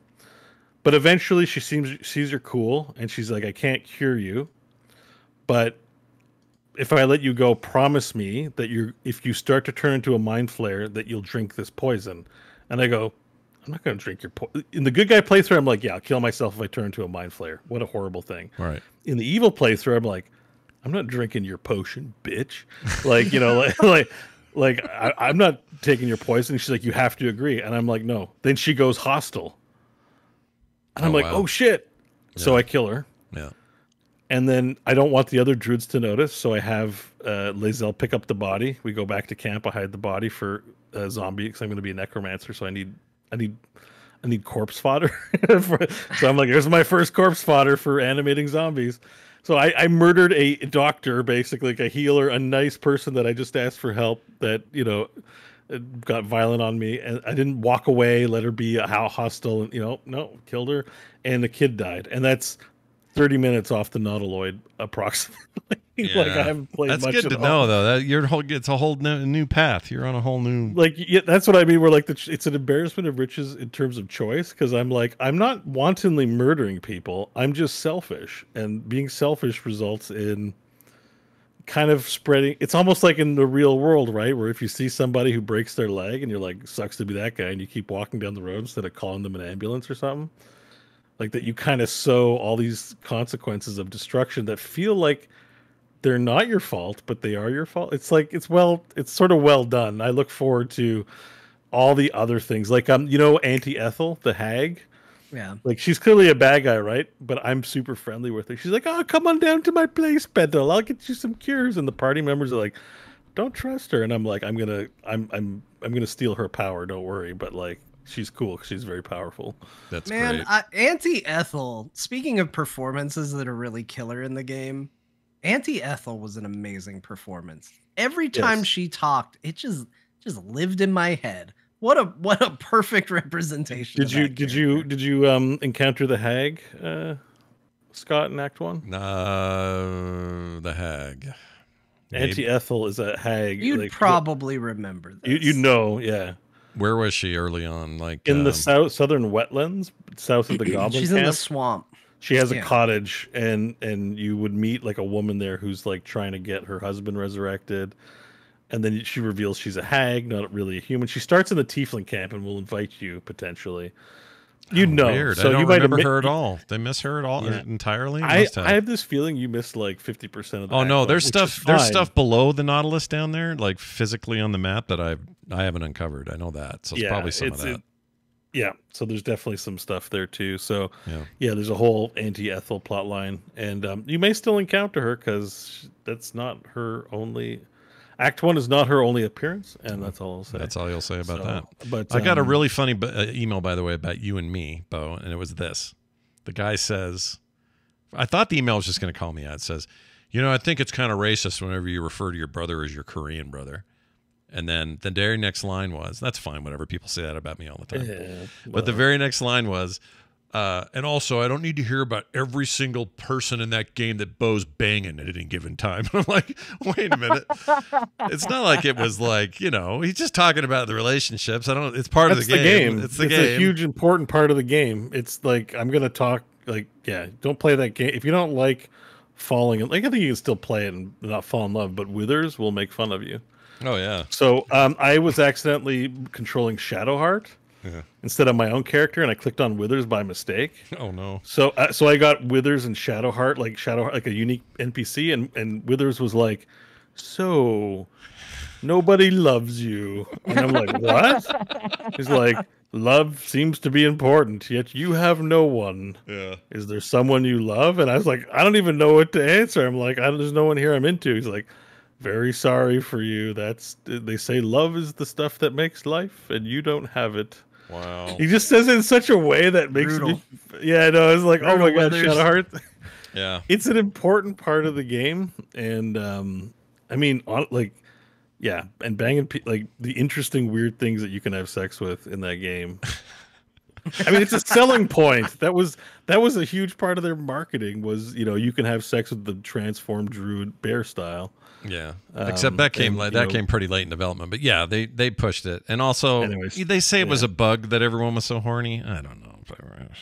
Maybe not a bug. No, they might have cranked up the horniness meter because as viral marketing goes, it worked. Everyone was sharing how It did. their love stories. I mean, Yeah, I think. I mean, not that I don't trust them. I just feel like maybe calling that a bug is a weird thing. It's like, is there a slider where you're like kind of horny, real horny, super horny? Does it go all the way down to like they're not I mean, interested? there is a relationship slider. I mean, I'm sure there's a variable somewhere that manages that.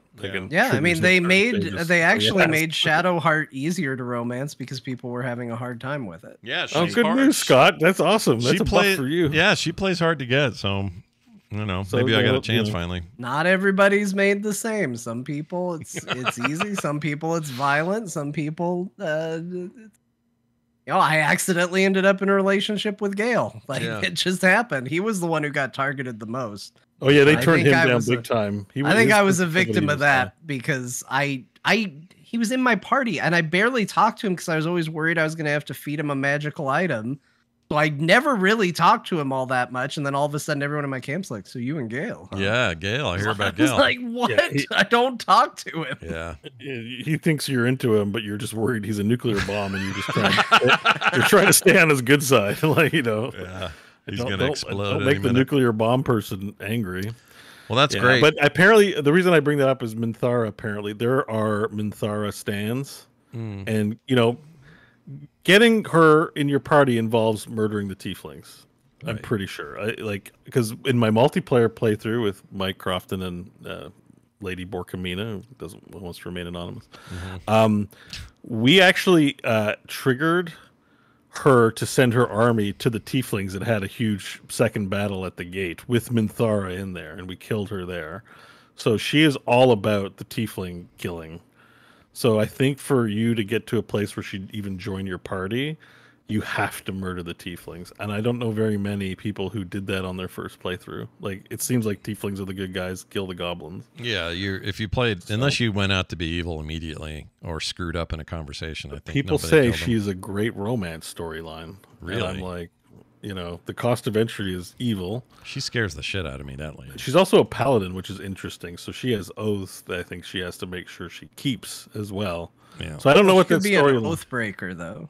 She might be an I oath don't know. I killed her. I talked with her, didn't like her, killed her. That's been my experience of her. So I'm looking forward to learning about this Minthara character because I don't want to play a paladin because apparently you can break your oath. Oh, And really? I did not know that. Like, I was curious about it because that is a part of being a paladin. Like, you do take an oath. You are expected to hold to it. Like your DM might not enforce it, right? But like, there is a paladin that's called the Oathbreaker Paladin, which means you broke your oath. You're now kind of a dark paladin. Because you're no longer bound to it. And apparently you can get that in this game. You have to take an oath, you have to break it. And there have been complaints of people who accidentally broke it. They didn't realize the choice they were making was against their oath, and they made a choice and they became an just reload your game. Come breaker on, of man. oaths. Yeah, if you're going to break oaths, go ahead and save scum. That's a lesser sin, Yeah. Like, I would say save scum. I think it's okay to reload for sure if a choice had unintended like, we're human. They can write a dialogue option that you misinterpret to mean one thing versus the other. But if you made that with full intent, if the choice matched your intent and the game gave you consequences, then I wouldn't take it back. Yeah. You know what I mean? Yeah. Then you fucked up. yeah, You can still load if you want, but I think it's better to leave it in those cases. But Sure. especially when it comes to breaking your oath, like, I didn't mean to break my oath making that choice. I didn't think that's what was going to happen. Then reload that one. Yeah, we won't kill you But to that do game's amazing, and that's what I mean. Like, even right now, Starfield, maybe I'm just not a little ready to play it because maybe I want to do some more in Baldur's Gate 3 still. And you absolutely should. It's one of the things I do like about the simultaneousness of these two games is they really do scratch two different itches. And I think if you've got one of those itches more than the other, you're going to be happy, and that's good because these aren't the same games, and in a lot of ways they're very, like, they're not even. It's one thing to compare their quality and say, well, one's smarter about certain things or whatever, but I mean, just as the kinds of games they are, they're very, very different, and they're going to approach very different people and what their play styles are, and I think that's a good thing. I would hate it if there were two Baldur's Gate 3 or two Starfield level games all at the same time. Like, I wouldn't want to play Outer Worlds and Starfield at this moment, although actually I would really like to play Outer Worlds too, but I don't want those at the same time. So it's good. It's a diverse thing.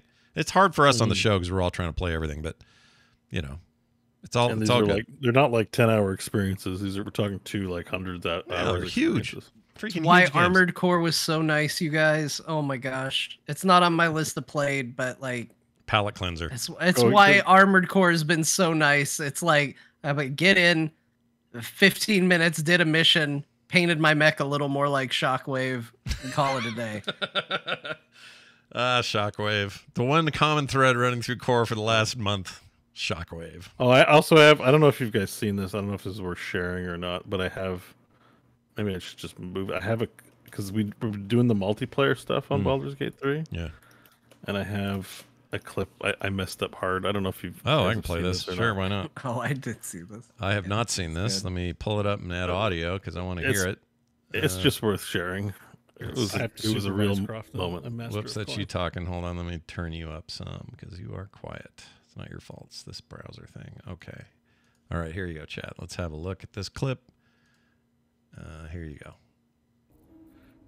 Where's my helmet? Oh man, I just did this log. Hold on. 18. How did he? Wait. I cast. Yeah, how does this?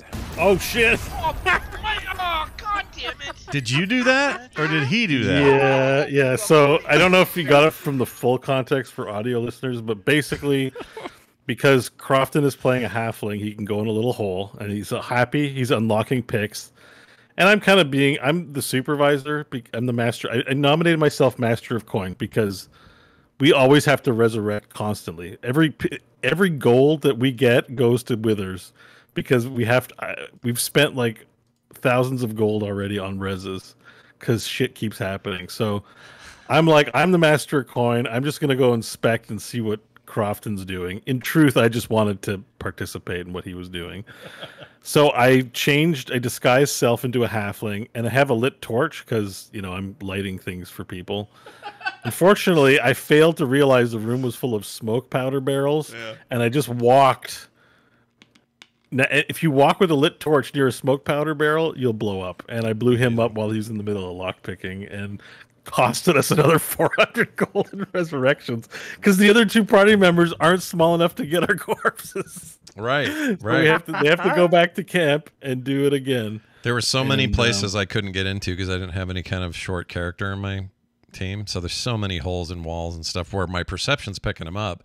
And Gale will go, what's happening over there? And we're like, a thing I can't get into, Gale, you dumbass. No one can fit in there. Well, okay then. And then we just keep going. Yeah, yeah. So, Anyway. if you have the disguise self spell, you can turn into a little one and get through some of those holes. Oh, yeah, I didn't think of that. I But never did it was that. mainly that even though it was an accident, it was a little bit satisfying to blow up Crofton, even if, a little. I think it's really satisfying what you've done. Yeah. Although it's pretty speaking fun. to the quality of the game, Chad is now saying you can pickpocket your gold back from Withers, and he doesn't even get mad if he catches you. Really? Yeah, I was somewhat. I heard that too, so I told Crofton. I'm sure Crofton will steal the money at some point. Oh, hell yeah, you will. Are you kidding? Yeah. Take Withers' Good money fun. back that he's been taking? That's amazing. Yeah, he has all of our money. Like literally every session, we res at least twice. I barely have money for anything else. So Nice. Well, there you go. Two people have won. I'll slowly pick my way through. Lots of Starfield, but we did play a couple other games. Barely though. I'm going to rip I'm through excited these. about this next one. This next one is so rad, Bo. I don't even know how to. Yeah, I was on my wish list and I'd forgotten about it. I'm so glad you put it on the list It's today. 'cause so I want to cool. hear Oh, that it's really good. it is very good. So I'm a big fan of video game pinball. We just did a whole episode of some of the best retro stuff on Play Retro, but I just love gamification of pinball, and I don't love machines that look like real ones. That's not interesting to me. You don't want a simulator. No, I want one that with good ball physics and all that, but what I want is like a bunch of crazy shit you would never be able to do in a real pinball machine. And these guys make these two games, Xeno Tilt and before this Demon's Tilt or Demon's Tilt. And they're really throwbacks in a lot of ways to these old Genesis and TurboGrafx 16 era of video pinball machines or video pinball games. And this is so good. Oh my gosh. It's only $15. The Demons one I mentioned is only 10, so they're both really affordable. And I don't even know how to describe it. Is it only one table or is there multiple boards? It's one table, but it's like 4 tables high. So once you get see up there, well, you'll see in a second, it'll scroll. Once you get up to the next level, you're in like a whole other table's worth of mechanics and stuff to do. This guy's terrible. He just lost a ball. And then above that, another one. And then above that, another one.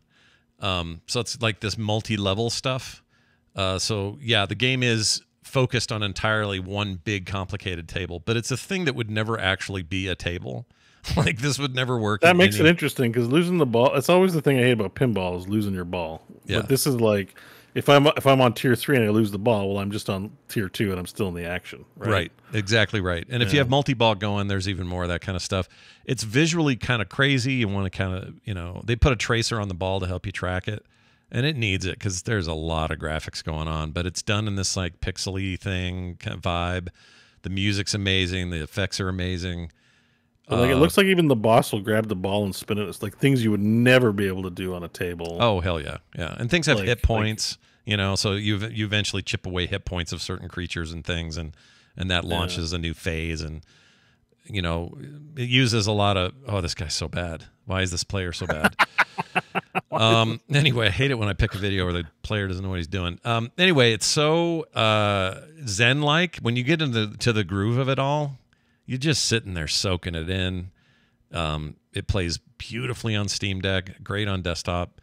I got it on Steam's where I got it. I think the old one, the Demon's Tilt one, was free on Epic for a while. I don't think it is now, but really worth picking up. It was because I got it for free there. It's one of the few free games I have is Demon's Tilt. Oh yeah, that's right. That's right. I got mine there too, I think, although I own it in both places. But it's just a really fun time, and you don't even have to be a true pinball fan, I don't think. It's really just it's video game, and it's the best kind. I love this kind of stuff. So huge fan. Lots of achievements to unlock, lots of abilities to unlock for your runs and stuff. And I don't know, just satisfying, and also kind of, park your brain and just do this very physical thing when I don't want to, when I basically used it to chill out when I was overly stimulated by all the story I was trying to keep track of in these other big story games. And this one's just like, hey, remember pinball? Let's go. Let's play some pinball.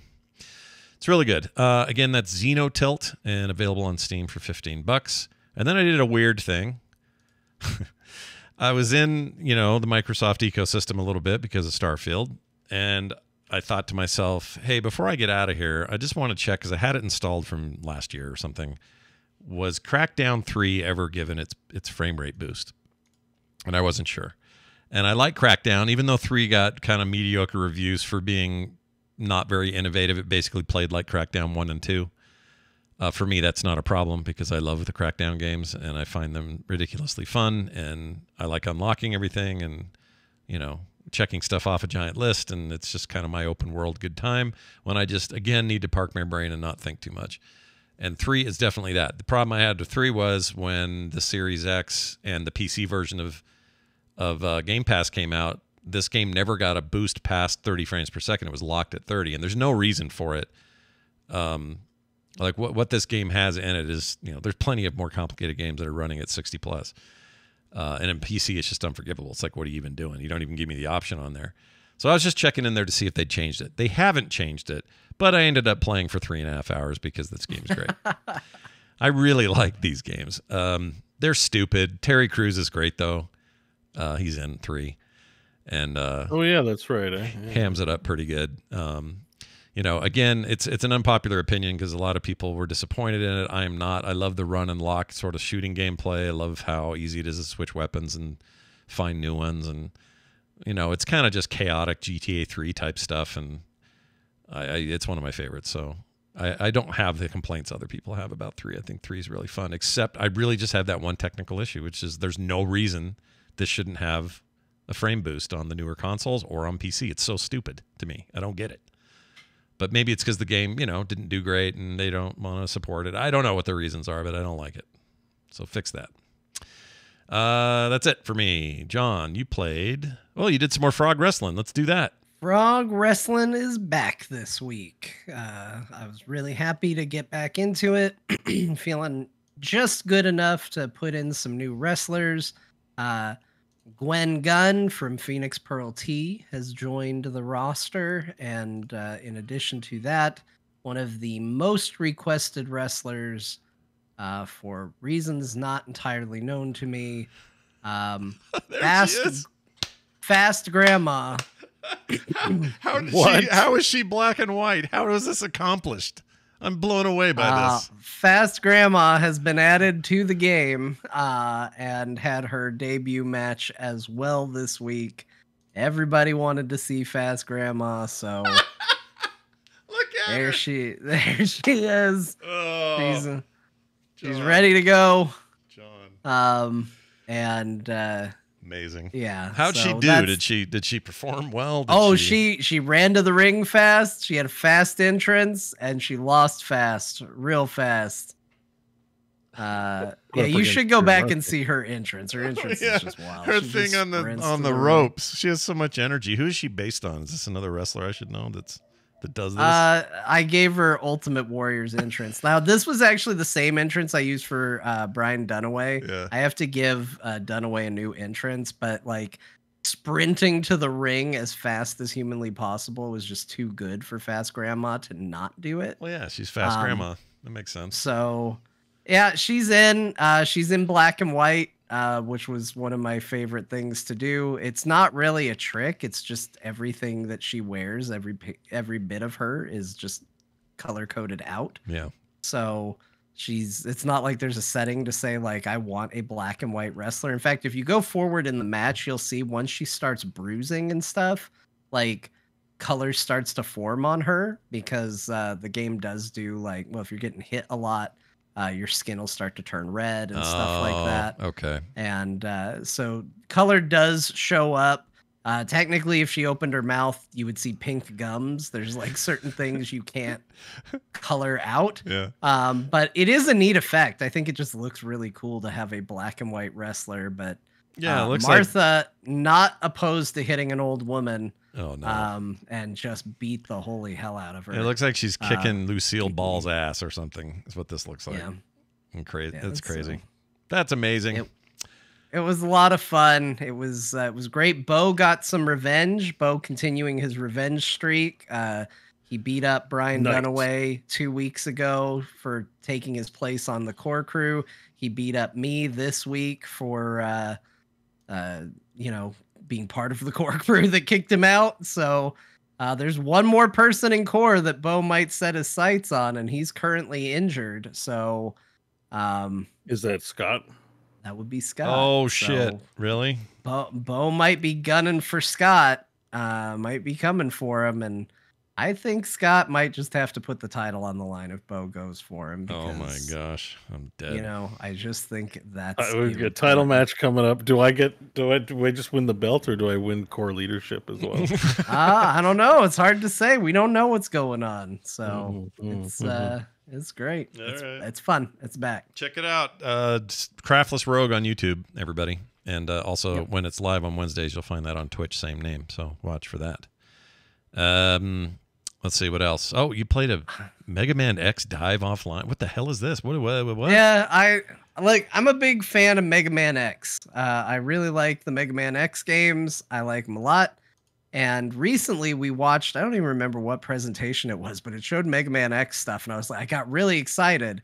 And then it turned out to be a shitty mobile game. And I went, oh, well, I have no interest in this, except turns out this is a mobile game that's existed for a while. And they have since stopped supporting it. They've pulled the servers. And Capcom has decided to re-release it as a offline mobile experience, which means basically all those gacha elements they just give you now for free. Really? So it's sort of like playing, obviously mobile games on Apple Arcade where they're not allowed to charge you for anything. Yeah. And all of a sudden you're playing a mobile game that's clearly trying to get your money, but you don't have to ever give it any money. And I'll say this, is this a phenomenal game? No. Is it nice to play a mobile ass video game knowing that I don't have to put any money into the thing? Yeah, 100%. That feels real good. Yeah. it's still not good, and you can still see where like getting characters and weapon unlocks and upgrades is still really confusing for me. And that's one of the tactics with gotcha style games is you make it as confusing as possible so people have to keep putting money in. But in this case, I don't have to put money in, but it doesn't make it any more intuitive to do the things. But I love the Mega Man X characters. This really lets you combine, like, you can play as Zero from the Mega Man Zero games. You can give them different weapons that they wouldn't have had in those games. It's kind of crazy, and it was a good time to try. I don't know if I would recommend this game to anybody, but if you like the mobile game type experience and you want one that is safe because it's not going to go for your wallet, this is a way to go. You do have to pay for it. Like it's a pay for game. Oh, But you that's buy what I it. always say I want. Like, Yeah. that's what I always say that I want. And so I put my money where my mouth is. I bought the game, and you know what? It's the whole game. All It's right. there. All right. That's cool. I didn't know they even had this, so this is all news to me. Had no idea. And I like those X characters as well. I think they're pretty great. I'll have to check it out. How much was it, by the way? You didn't say how much you paid for it. I think it was 20 or 30. Oh, something geez, like that's that. a lot. That's a premium game It was a lot. Yeah. for a mobile game. Wow. All right. Then you also, I can't imagine why, played some No Man's Sky. Tell us about that. Yeah, it's almost like Weird. a particular itch formed that was not being scratched somewhere else. I wanted to play No Man's Sky. I haven't put a lot of time into it. Most of the time was spent downloading it. It's a big game now. And then I hit this weird thing where I was like, I should really just keep trying Starfield, though. I kind of just want to play No Man's Sky, but I'm probably going to play more of it. I just really love No Man's Sky. It's really good. And even in No Man's Sky now, though, I am doing the opposite thing where I'm like, man, I wish they had those middle level ships where it's not a capital ship, it's not a fighter. Yeah. It's just between the two games, between No Man's Sky and Starfield, there exists this sweet spot that is the perfect video game for me. And it just hasn't been made yet, or it hasn't been patched into it yet. But yeah, I'm playing No Man's Sky again. It really hits that exploration, the excitement of seeing a planet, not knowing what's going to be on it, going down, finding out, oh my gosh, this is a planet where everything's in black and white except red shows up for some reason. Like there's just weird stuff like that. And it just the exploration element of it feels really cool. On the other side, it's not a super compelling or interesting story to motivate you, so it's a little bit more casual and chill. So it's been like No Man's Sky and Starfield competing for my attention to scratch that sci-fi itch. I understand that feeling. I'm having a similar feeling with Fallout. And I installed Fallout 4 for no reason. I haven't played it yet. Just installed it because I don't know. It's like, ooh, this reminds me of Fallout. I should have Fallout handy. And there's no way I'm playing those two games simultaneously, but I still installed it. Because you just kind of want to feel that. I don't know. It's weird. It's weird what video games do to you sometimes.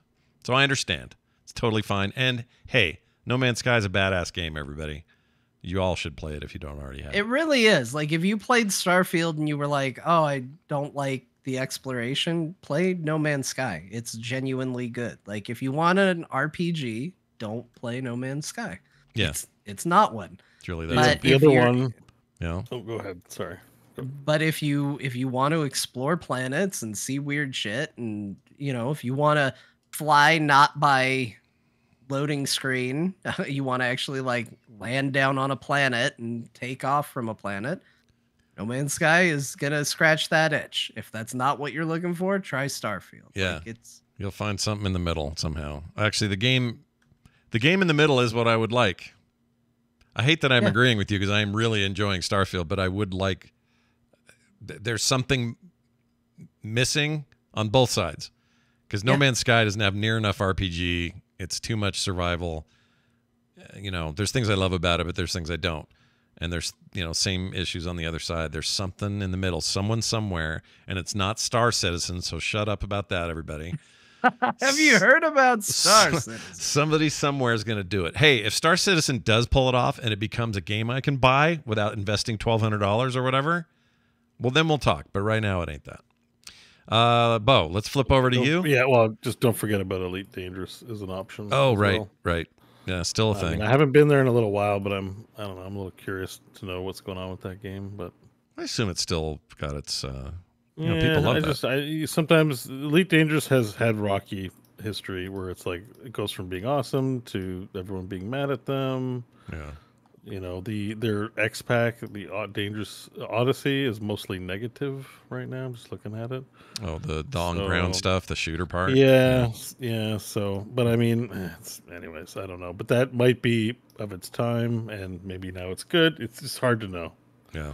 Oh, real like, quick, quality of life thing. I totally forgot to say this earlier. I'll just say it real quick. If you're playing Starfield and you're like, man, drilling these rocks is slow.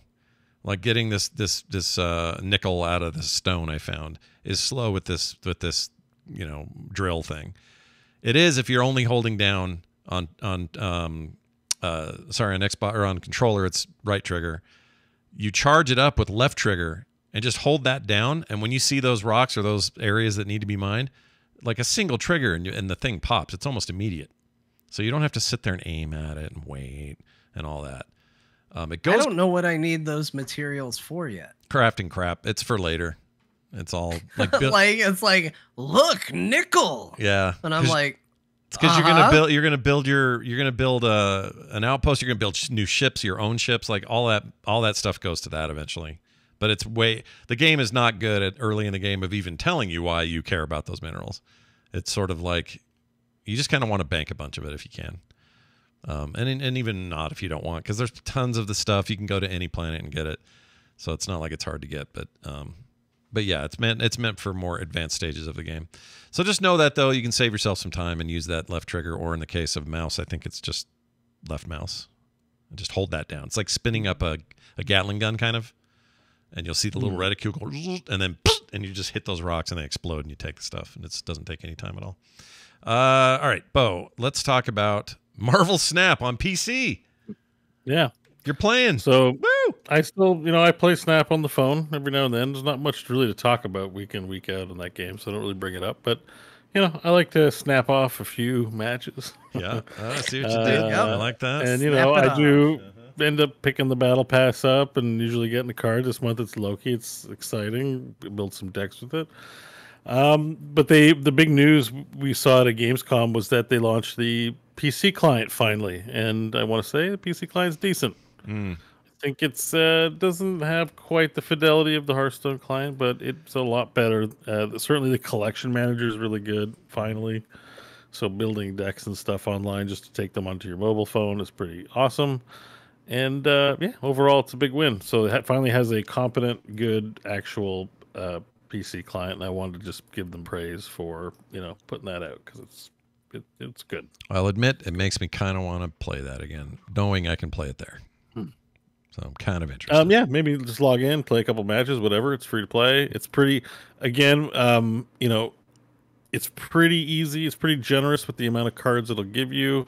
Eventually, there is a Ding Desert, but it's not for the amount of time you play it. Like, I don't want to play this game for 8 hours. I'm like 30 minutes. So for the amount of time I play, I'm always feel like I'm getting stuff, whether it's a cosmetic card or a new card. Like they do give you, there's new ways now to earn cards in the later games. They're constantly adding cards in. So pretty much every month there'll be 4 to 5 new cards rather than doing a collection where it's like, here's 130 new cards. Now spend $500 getting them all.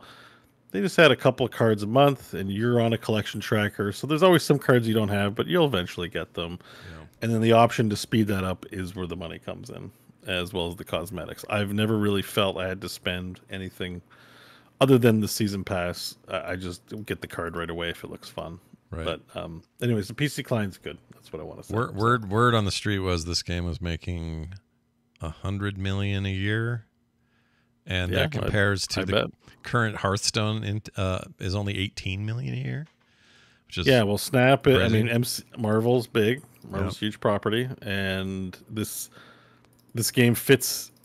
It's very casual. It's not, I think even for me, who I would say like I don't love the game. I think Hearthstone maybe or Magic's kind of the better game, but they don't offer a 5-minute like toilet thing. Like even logging into Magic Arena, it's like I'm just gonna be 30 minutes. Yeah. It's like they've sliced out a unique space, toilet time, or waiting for taxi time, or I have a 15-minute break at work time. I can play 3 matches in 15. You know, like they've carved out an actual compelling tactics game that fits where other games still take 20, 30 minutes. And I want those games to be long. It's just, you know, good intentions doesn't make me play it. So I think a lot of people end up sticking with it. Yeah. Little 3-minute, Including me. 4-minute games. So, It's pretty good. Yeah, and the reviews are real good on Steam, so go check that out, everybody. Yep, Snap's a solid game. Like it's good. And like some of the new cards have been pretty. The new cards they released are also exciting. Like they're doing a good job of releasing exciting stuff. The other thing is more of a TV recommendation, but it is a game show, so I feel like it suits our game theme on the podcast. But I was stoked for this. All right. Do you guys remember a weird show in the 90s called what is it, Multi Extreme Championship Challenge or something like that? Is that an anime thing, or what is it? No, it's a real life. It was like a Japanese. It was dubbed over by like guys who do like riff tracks and stuff like that. But MXC is what it was called. Oh, is this like where people had to fit in the shape of an opening in a hole, or they had to that kind of so stuff? it's these weird like Mario like levels. Like it would, you know, it's almost like they have to do these weird challenges. But the American version of the TV shows, they just overdubbed them saying whatever nonsense because nobody really watched international TV as much. Yeah. But basically what Amazon's released, the actual like it's just Japanese and it's got subtitles. The actual show, which is about like an army of contestants go against these evil lords, and they put them through all these wacky like things. Like here's a 25 most painful eliminations on MXC. I'll just send you the link to like what you're dealing with. I'm looking. They have archive.org's got all the old episodes from the 80s and early 90s. Yeah, so they originally the Americanized versions just like overdubbed them, and they were nothing like what the actual narrative was. So you actually get to watch the real TV show on Amazon Prime, and those shows were recorded in the 80s actually. Yeah. So now they brought it back after 40 years later. All the old hosts are like way older now. Oh yeah, the mushroom one. They had the mushroom one before. But like what this is, like the wipeouts are insane. Like they're super awesome. And anyways, I just wanted to let everyone know because I didn't know that this was out, and I watched it last night. I was like, "Oh my god, this is so exciting!" I was so excited. I love MXC, but I even love that I'm actually just watching the Japanese broadcast. So it's called Takeshi's Castle. Yeah. On Amazon Prime, and it's cool. They have a new game called the Super Arms, and it just bowls people over, and like the contestants get in it and wear weird costumes and stuff too. Yeah. And like there's these weird clubs, like they have these middle-aged man horizontal bar club, and what it is it's middle-aged men who are good at holding themselves up with their arm strength horizontally on a bar and flipping on a horizontal bar like at a playground. Wow. And there's 5 of them, and that's their club, and now they're content. It's just like weird shit like that. It's like it's super good. And you know how towns in Japan have mascots? Yeah. So there's a mascot Chiton that's in there who's just dressed in a giant mascot costume. It's amazing. This show's good. I didn't hear about it, and I wanted to do people who would be happy to know that. That's I love crap like this. favorite. I'm gonna watch this. This sounds great. Yeah, wishlist it or favorite it, queue it up in Takeshi's Castle and Amazon Prime and enjoy. Yep. Looks like it's Tell me what you on think. I watched the first. It's like Take She apostrophe S. Everybody who's trying to spell it TAKESHI. Yeah. Yeah, but it's Takeshi. It looks great. Takeshi's the big boss. He's an AI, but they also make fun of AI because they're like, this AI sucks. They're constantly trashing Takeshi's AI. Yeah. But he is in the final episode, so they're just teasing him as an AI. Wow. Well, I love it. I'm gonna watch this show. Yeah. Yes, please do. I'm in on this. All in. Yeah. All right, we're going to take a break. When we come back from the break, a couple of quick things. We'll do some Dear Martha, some other stories, get an email or so, and we'll round things out. So everybody go pee, poo, or whatever it is you do, and we'll be back shortly. Bo is back. Back again. I'm just gonna shovel pizza pops into my mouth. So I'm gonna mute so the Wait, what's a pizza pop? I need to know pizza more. pocket. Oh, okay. This thing. Oh, okay, that makes sense. I was hoping I for. think my version of Bo's busy background is going to be I'm just going to have a transformer behind me for every show. And I'll Yep. just change it out every show. I is like the it. plan. I like it. That's the method. You're Today dope. is Starscream. We got Yeah. Starscream up. Yeah, good. He's worthy of being there. I'll just show everybody. This is a pretty cool Starscream. He's firing rockets. Yeah, look at that. Yeah, he's pretty good. Yeah, Like, this is him. This looks like him trying to show off to Megatron so he could, Take over. take over. Yeah, that's what he wants. I to do. like him a lot because he's definitely the most extra of the Decepticons. Oh yeah, no doubt. He's extra as hell, and I love him. All right, let's do this thing here. Let's see. Resume. And we've returned. Thanks for waiting, everybody. We now have a Dear Martha to do. And I really like what John has written here, so I'll let him explain how today's Dear Martha works. Yeah, so today we are once again going to the realm of game shows. Today, in honor of all the Starfield talk, we are going to be doing Which Bethesda Game Was It as the Dear Martha. And so the way it's going to work is I have several reviews here, quite a few actually, but they'll go pretty quick. I'm going to read the review, and you need to tell me if it is from Starfield, Fallout 76, Okay. Skyrim, Fallout 4, or Fallout Shelter. Okay. Okay. So no New some of these Vegas, no games- 3, no. Yeah, and it's not all Bethesda games. It's going to be from one of those. And, it may be multiple from one source. It may be not from that source at all. So All right. I wanted to trick you a little bit. So, those are your choices. So we'll start with a pretty easy one, I think. If you'll cue up the music here. Here we go. My dearest Martha, honestly, it's not terrible anymore. Yours in this life and the next, Rustable Flame. All right. That sounds like Fallout 76 to me. So you just got to tell me if you think it's Starfield, Fallout 76, Skyrim, Fallout 4, or Fallout Shelter. You're saying Fallout 76. It sounds like 76 because that game's famous for it's not bad anymore. Bo, right. do you have a vote? Oh. He's trying to get through a pizza bite. Yeah. This is the game show segment, Bo. Talking during the game show segment. All right, Yeah, sorry. it's fine. Fallout 4. It's fine. Fallout 4. You're gonna go 4. Okay. We have a correct answer. It is Fallout 76. Yeah, look at it, brain So- on Brad. Oh, whoops, that's not a thing. No, that's not it.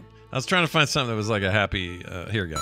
There, I won that one. All right, we got 1 point for Scott.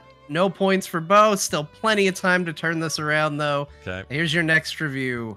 Here we go. Okay. My dearest Martha, still better than Fallout 76.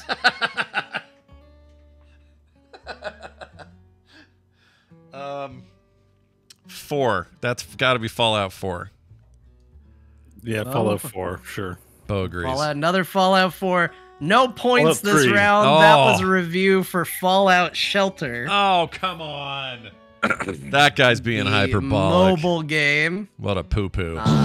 Still 1-0 on the board in favor of Scott. All right. Next review. Yeah. My dearest Martha, it's a good game. Try it. See for yourself. Be warned though, once you start modding, you can never stop. Skyrim. Skyrim? I mean, it's true of so I mean, much that's of been them. my experience of it, at least. No, anyway. you're right. There's so many. It fits that more than any of them. I think I agree. I'll say Skyrim. Hey, 2 Skyrims. That is a point each. That is a Skyrim review. That's not Sweet. fair. I gave Scott a point. Gosh, dang it. Yeah, you can't talk him into it. You got to try and talk him Yeah, out of no. it if you're real sure. I should so- get both those points. 2-1. Going to the next review. All right. My dearest Martha, I really regret buying this game. If you care about depth, originality, story, overall soul, stay far away from this game. Big fan of the franchise overall. This just isn't it. Franchise. So that's not Starfield because there's no franchise yet. It is the Keep franchise. Fallout in mind, 4. this is written by people. Yeah. Fallout 4. Fallout 4, you say? 76, I'll say. All right. Back to the beginning. We have another point. Scott. Ah! It's Fallout this is a 76. Fallout 76 review. Well, it's easy if the answers are always Fallout 76. Yeah, that's the problem with this contest. Oh, wait, I have a sound for Bo, too. There you go. There's still a chance, though, right? We still have a chance, or is there a chance? Was that it? I think if Bo gets the next two, he can tie. Okay. All right. Let's aim for a tie. All right. Next review. Yeah. My dearest Martha, I'd like some RPG in my RPG. More than yes, no, be a jerk, and ask one question. The story is so mid, feeling pretty linear. 3 of 4 factions have almost the same ending. I miss New Vegas and Fallout 3. Well, that's... what is Fallout 4? yeah, this sounds like Fallout 4 to me. No, you can't steal my answers. I'm not stealing it. I just don't think it's anything else. It's got to Hey, be you 4. I can't. I You're have to both be going honest. with Fallout 4? Yeah. You're both correct. It's Fallout 4. Damn it! I should get that point too. So you're not gonna tie now, but you could make this valiant like underdog effort at the end that'll make everyone like you more. Like kind of the frog wrestling thing. Nobody likes my character because I'm winning all the time. You could still be this, you're going to be the character everybody loves. Rocky at the end of Rocky 1, right? He gets beat by Apollo Creed. It didn't matter. Rocky's still the hero. Adrian and all that. So that's how I feel about this. About the effort, yeah. Yeah. All right, last review. My dearest Martha, this game is great overall, but it needs some deep optimization passes from Bethesda. They also need to touch up the UI a lot. It's extremely ugly and unintuitive. Oh, shit. That kind of works across the board. I'm going to say Starfield, though, because everyone thinks it's fun to shit on that at the moment. So I'm going to say that. I'm gonna steal Scott's answer. Yeah, we both I mean, say I will Starfield. say this is They a get 'em back. recommended review. You say shit on it, but this is a recommend the product review. It's a positive. Okay. Well, I still think it's that. Starfield. Okay, both going Starfield? Yep. Yeah. That's a point for each of you. It's a Starfield review. See, I stole my point back. Thanks, Scott. Overall, I feel pretty good about that. That was fun. I think we did better than I expected because I was, everybody's got issues with all Bethesda games, and these issues usually permeate each game. So I thought it was going to be way harder, but I think we did good. I think you did good. You Yeah. did great. You got a lot more points than I expected you to get. So Congratulations, That's everyone. either my failing as a question picker or you guys are really showing your stuff. That's right. Well, now let's show some other stuff, some extra news. Space! You guys ready for this? We're going to start doing...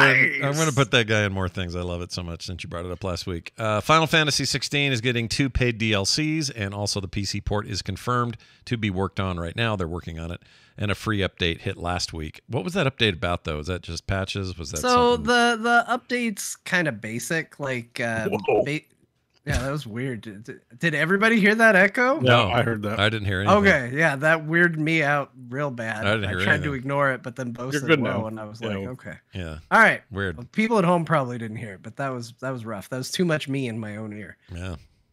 Okay, so the free update was pretty small. Basically, what it was, it added new outfit options for Clive, for the dog, for Jill, and it also did add one feature. So one of my major criticisms with the game is that crafting new weapons is extremely uninteresting in the game. The weapons are basically just make the number go up. Yeah. And so you finish a boss, you get this really cool looking weapon, and it only hangs out for a mission or two before you replace it. So they added kind of a, I guess you'd call it a transmog system with your sword. You can make your sword look like any weapon in your inventory. So if there's a sword that you particularly liked, you can continue to have that cosmetically be the sword you use while still getting the stat increases. So just a little quality of life thing. The bigger news for sure is that there's going to be 2 paid DLCs, but we don't know what those will be. And I think the bigger news for a lot of people that the PC port is officially underway. Yeah. So you will Nice. be able to play Final Fantasy 16 on the PC. Yeah. Sweet. And Bo, you at some point you'll be doing that, right? I think so. It looked really cool. Yeah. The only reason I was really tempted. I just didn't. It's not worth buying a PlayStation 4. 5. I might even do the same with Final Fantasy 7 Oh, PlayStation 4 as in FOR. or FOR. Got it. 5-4. FOUR. 5-4. Yeah. 5-4. 5-4. And somehow still better than the way Microsoft numbers its consoles. So there you have it. Well done. Bethesda said they are not done with Redfall. You guys remember that? That was the worst game of the year. Yeah, remember 7 years ago when Redfall came It out? sure feels like it.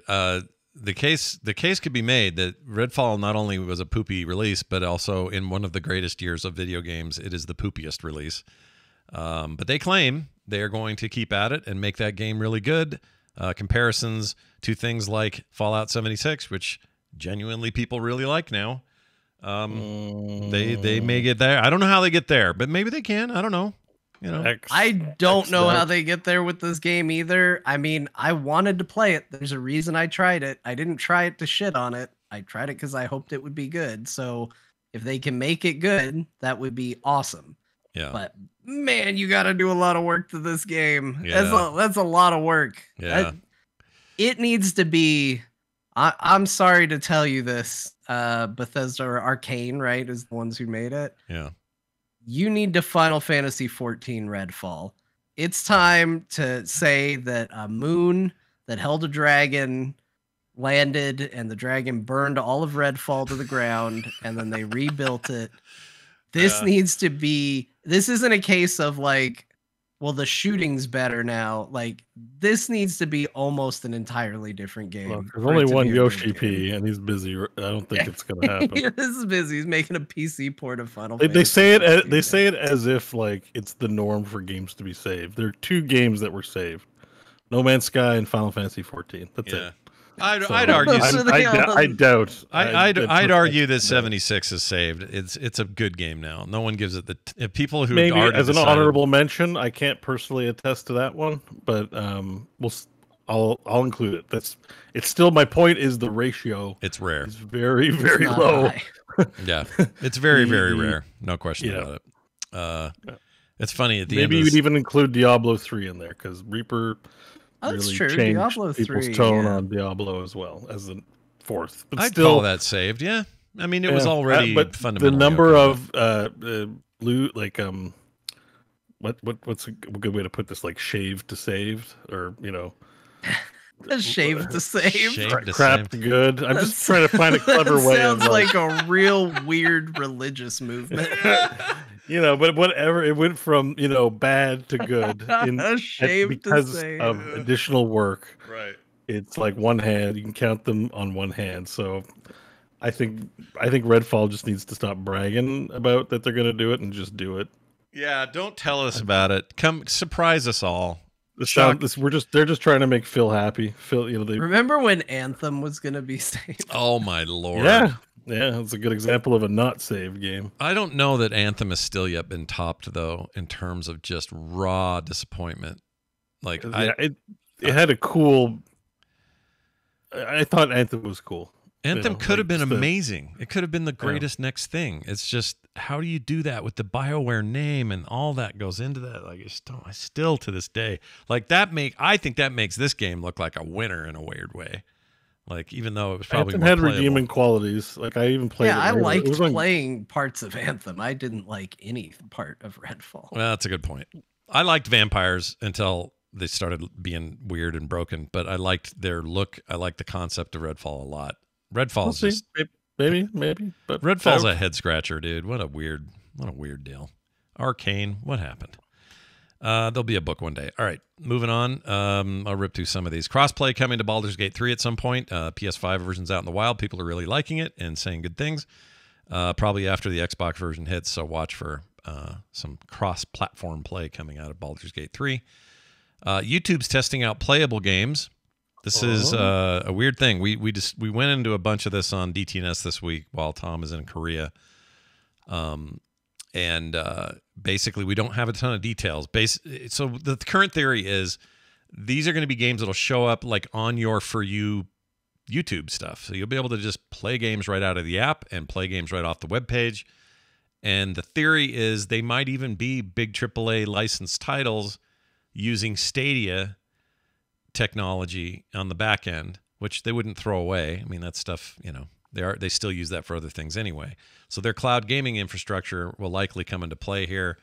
But we don't know. These also could just be freaking Candy Crush like bullshit. We don't know yet. They just haven't said enough or about just it. like YouTube, because YouTube has YouTube movies, and you can actually buy and rent a lot of stuff. But it's so hidden. I think the problem with all these streaming-ish services is like you only see like 1% of the content on the homepage and stuff. Like Right. Takeshi's Castle is a good example. Nowhere on my homepage. I somehow dug around and found it somewhere. Like, not intentionally. I stumbled on it. Yeah. And I think YouTube Movies has the same feel. Like, I'm like, oh, I can watch. Oh, here's this movie available for rent. Then I go check out the streaming services. And I'm like, why would I pay? Yeah. So I don't know. It's YouTube Movies seems like the seventh tier of streaming hell. It's like the seventh place you'll check for something to watch like that. So I don't know how games are going to fare Yeah. on YouTube. I think as they've well. got a discoverability problem, but I also think that I know that they're starting out really small with this. This is not a big rollout. It's like a little experiment. Only some people are going to get it at first. They're going to play around with it. They're doing it like Netflix is with their mobile game stuff. They just aren't. It's not a priority. That may piss off Stadia people some because they're already mad about Stadia going away. But I don't know. We'll see what Well, they do. Google's known for experimenting and cutting anything that doesn't meet some crazy ass level of engagement or popularity. So Yeah.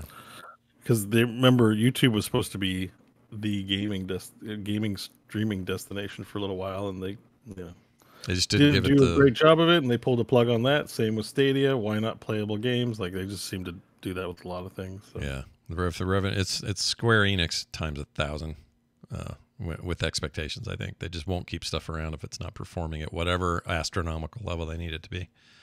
Mortal Kombat 1 has a new mode in it that is basically Mario Party with fatalities.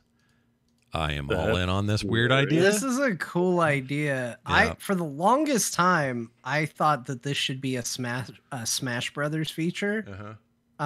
Because like Nintendo, Mario Party, Nintendo, Smash Brothers.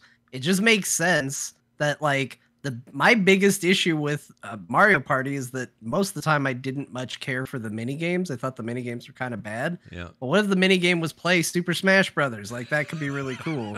So seeing Mortal Kombat do this is a really neat idea. I'm kind of excited about. I am this. too. Give me a board game with Mortal Kombat MK characters, and then they fight it out on the spaces where fights are required. That's your, like you said, that's your mini game. I wonder if they have other mini games like not fighting, but like milking cows or something like because Mario Party. Yeah, test your might, milk the cow. Like yeah. who can Test squeeze the udders the hardest and might. get the most milk. Like that's I'm in. like weird Mario like what a Mortal Kombat party is like. Maybe there's a factory line where you have to rip out spinal cords off of people, going, and just whoever get rips as the many most as you spinal can. cords out. Yep. Yeah. I like that. Although Goro wins because he can pull more spines out at once. That's what do they call that? Asynchronous design, or where Right. Goro has advantages in some places, but disadvantages in others. That's so, right. I'm in Shiva out there yanking everybody's teat. What else here? There's some rumors floating around about Nintendo VR starting to circulate. There was this drunk Nintendo employee, is the story, at Gamescom, the one that just ended in Cologne, Germany. And there were some over-talkings about they're working hard on some internal deal, whether it coincides with a Switch 2 or who knows. But Bo is our resident VR lover. Maybe you pop the Switch 2 into a VR headset so it serves as the screen as well as like keeping with it's a Switch, so it switches from TV to handheld to VR headset. Oh shit. That sounds like maybe something they I don't would do. know. But the one thing this news, I'm the number one VR enthusiast on the panel Yeah, here. But that's the truth. one thing I will say about and PS2 VR or PS5 VR, whatever they call it, PSVR 2. Yeah. Overall, hearing good things about that product. I don't think it's selling a ton, but I think is a good product. But what I see a lot with the games is they have a few exclusives, but they're mostly stuff I can get on my MetaQuest or Steam VR. There's nothing really unique that I need that for. Nintendo's a bit of a different beast, and Nintendo, the one thing you can say is their products they put out are tested in quality, even if they're not I'm not into them or whatever you might say as a criticism. They release quality products. They also release stylized products that don't use high-end graphics. So you know how, yeah, that's me with the VR headset. There's the delay, and I see myself. Nice hit. Like I look at it this way, the big first step into 3D console games was Mario 64. I did not give a crap about 3D games and thought they looked like ass. When they tried them on SNES and stuff like that, until N64 comes out, Mario 64 comes out, and holy shit, Nintendo did it. They made an actual fun 3D Mario game. Yeah. Like, wow. Yeah. So we still, Half-Life Alyx is awesome, whatever. We still don't have that killer app, that game that everyone has to play. I would put money if any game developer was to make VR the hotness, it would be doing Mario VR, 1000%. And because of the high fidelity requirements, they would make not a low poly, but a low demand game that was really fun. I could see them actually making, out of all the companies, making VR popular. Because Meta, as much as I like Meta Quest, they're really fumbling the balls. Yeah, Fumbling the balls. Yep. They're fumbling the balls. Yep. In many ways on the stuff they're doing with their game, their online space. It's I was in there this week and I'm just there's no TV content at all, but they have a TV app and it sucks. Why, and the games that they're choosing to back are weird games. None of the games in there seem poised to get everyone on board and excited and hyped about, even if they're cool in their own right and whatever, Yeah. The big games come. There's cool stuff in there. Bulletstorm VR is coming. That's gonna be cool. There's a Vampire the Masquerade game coming that kind of looks sweet. Assassin's Creed looks like it's gonna be dope too. But the Nintendo is the franchise. Nintendo's franchises are what they are for a reason, and MetaQuest doesn't have that. And I could see them making. I hope it's true.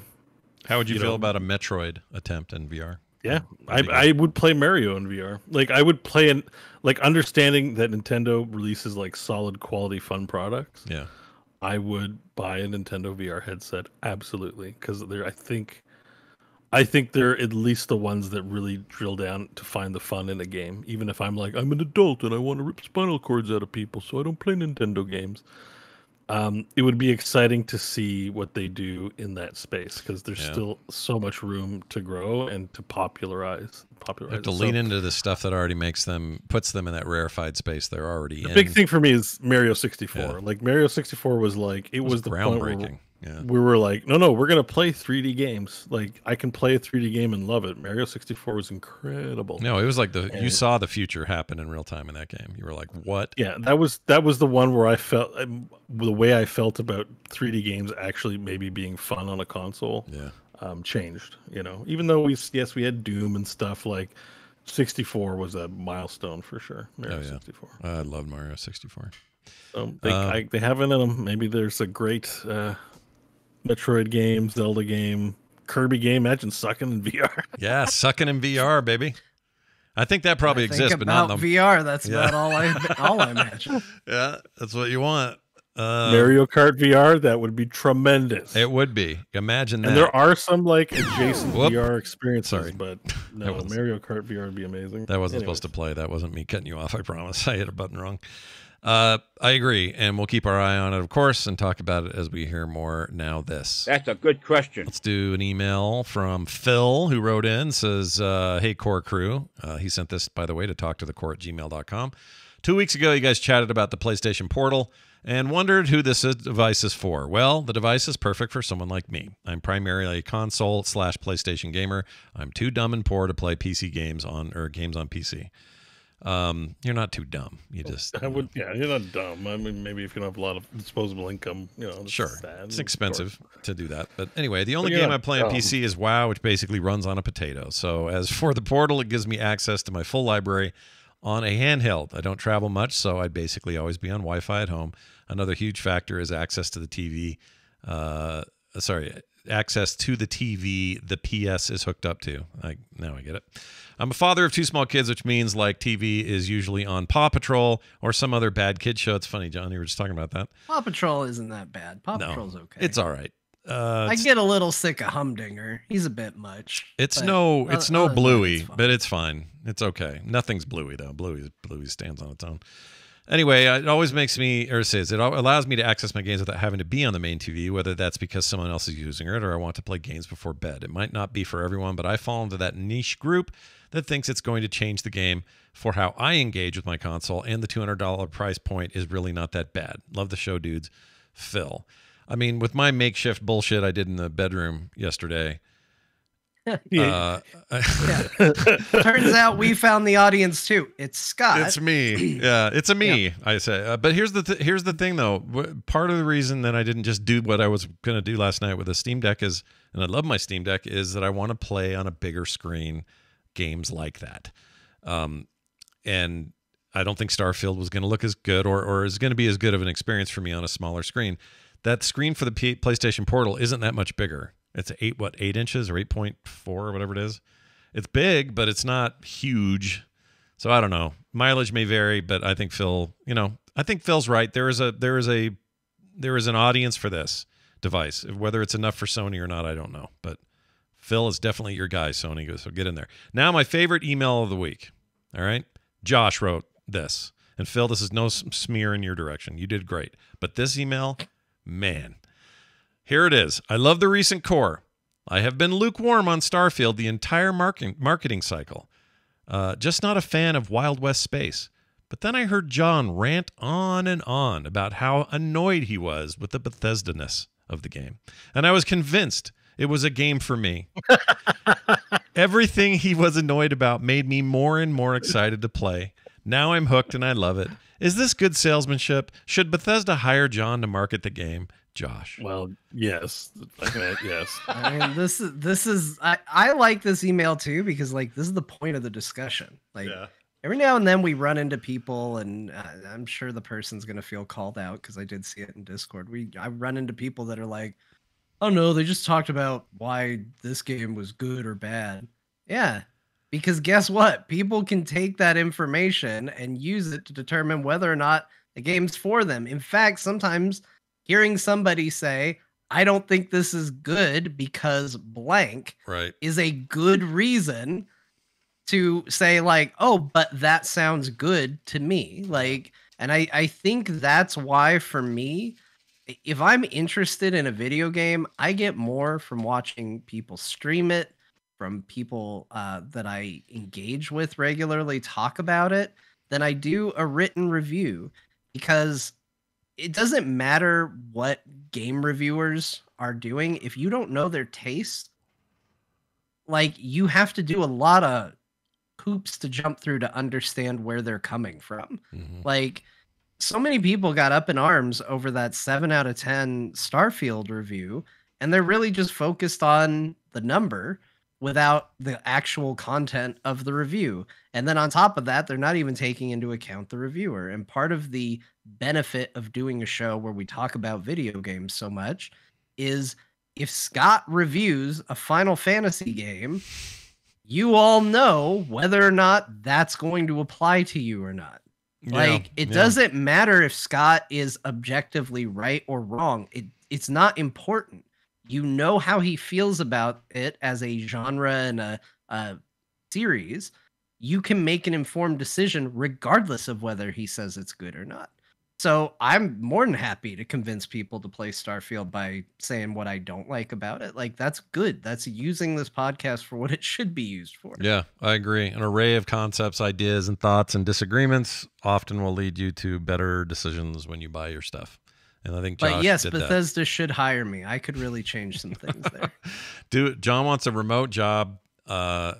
He wants the big I'll money. go there. I'll go to Bethesda. We'll move. Where are they now? They're in They're in Maryland, right? well, Bethesda, I thought Maryland they is were a in city, Bethesda. Aren't they in the city of but Bethesda? I don't think so. Are they? Hold on. Bethesda Studios Where are they? location. Where they be? I think they may have started that way, but here we go. ZeniMax, Rockville, Maryland. Yeah, Maryland. Ah, look at that. I'll Look at that. move. I'll move if they're gonna. I'll be like, guys, hey, I'm gonna show you a revolutionary website. It's called Nexus Mods. Yeah. It's what people use to make your games playable. And before we start development on the Elder Scrolls 6, we're gonna take a look at the top mods for Morrowind, for Oblivion, for Skyrim, and see what was important to people. And we're gonna try and implement that in the new video game. Wow. So that not because we want to put these modders out of a job, but because really we should be learning from our video games. So we're going to take a look at what was popular. We're going to put it in the game.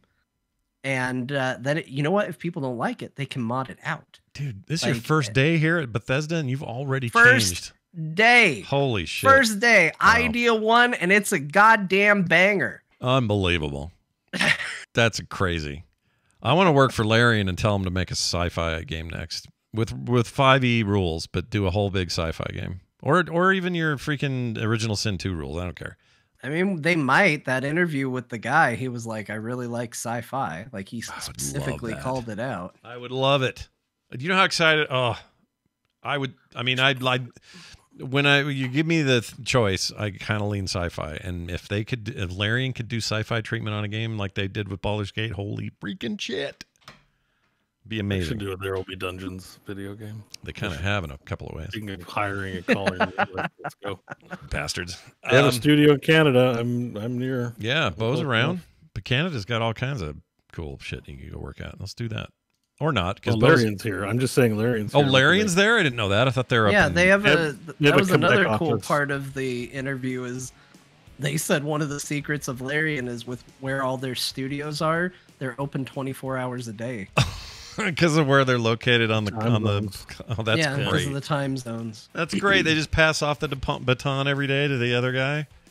Yeah. It's like taking. It's like what's it like? It's like something. Oh, another tip. Speaking of nighttime and going and sleeping in Starfield, don't take for granted that you've got a bed on your ship and also beds in the places you go.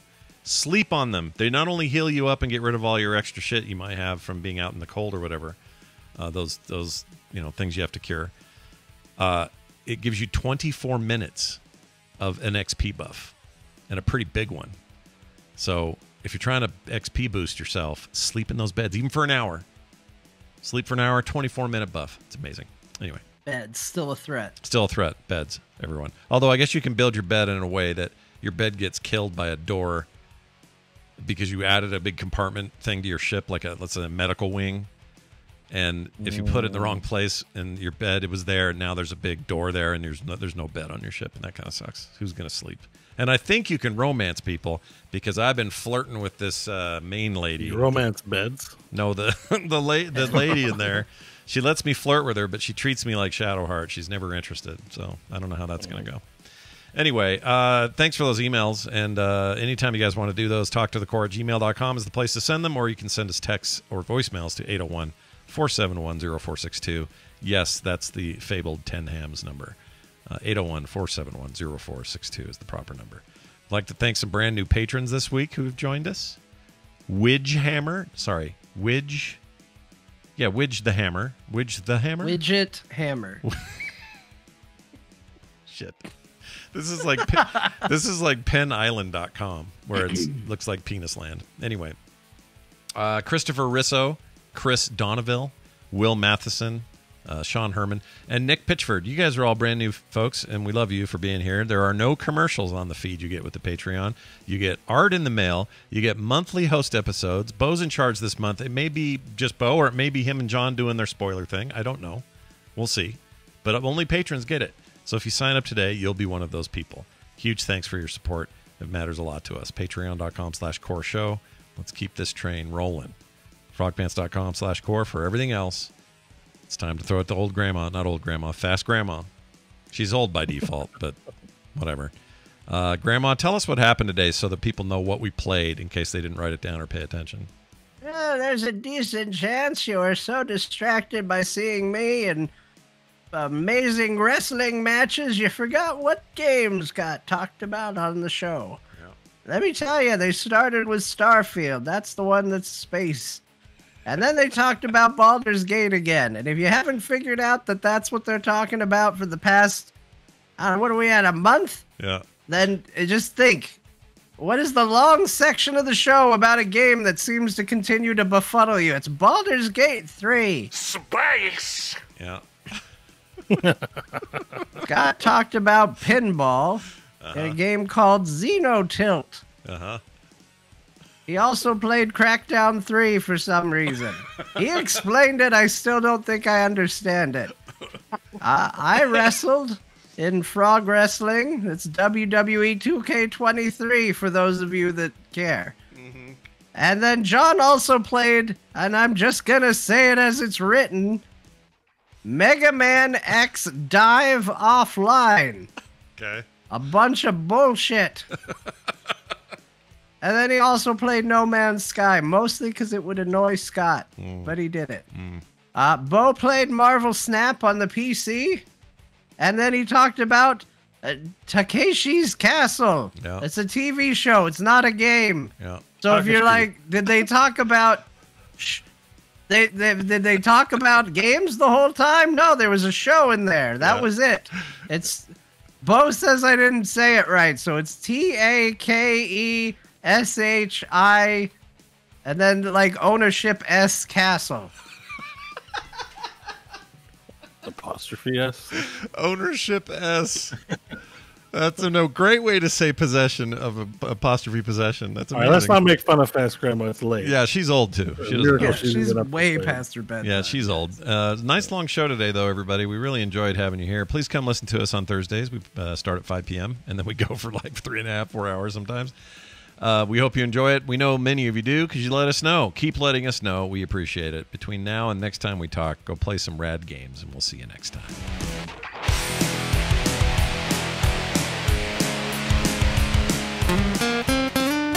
Get more at frogpants.com. You willing to give up the ship?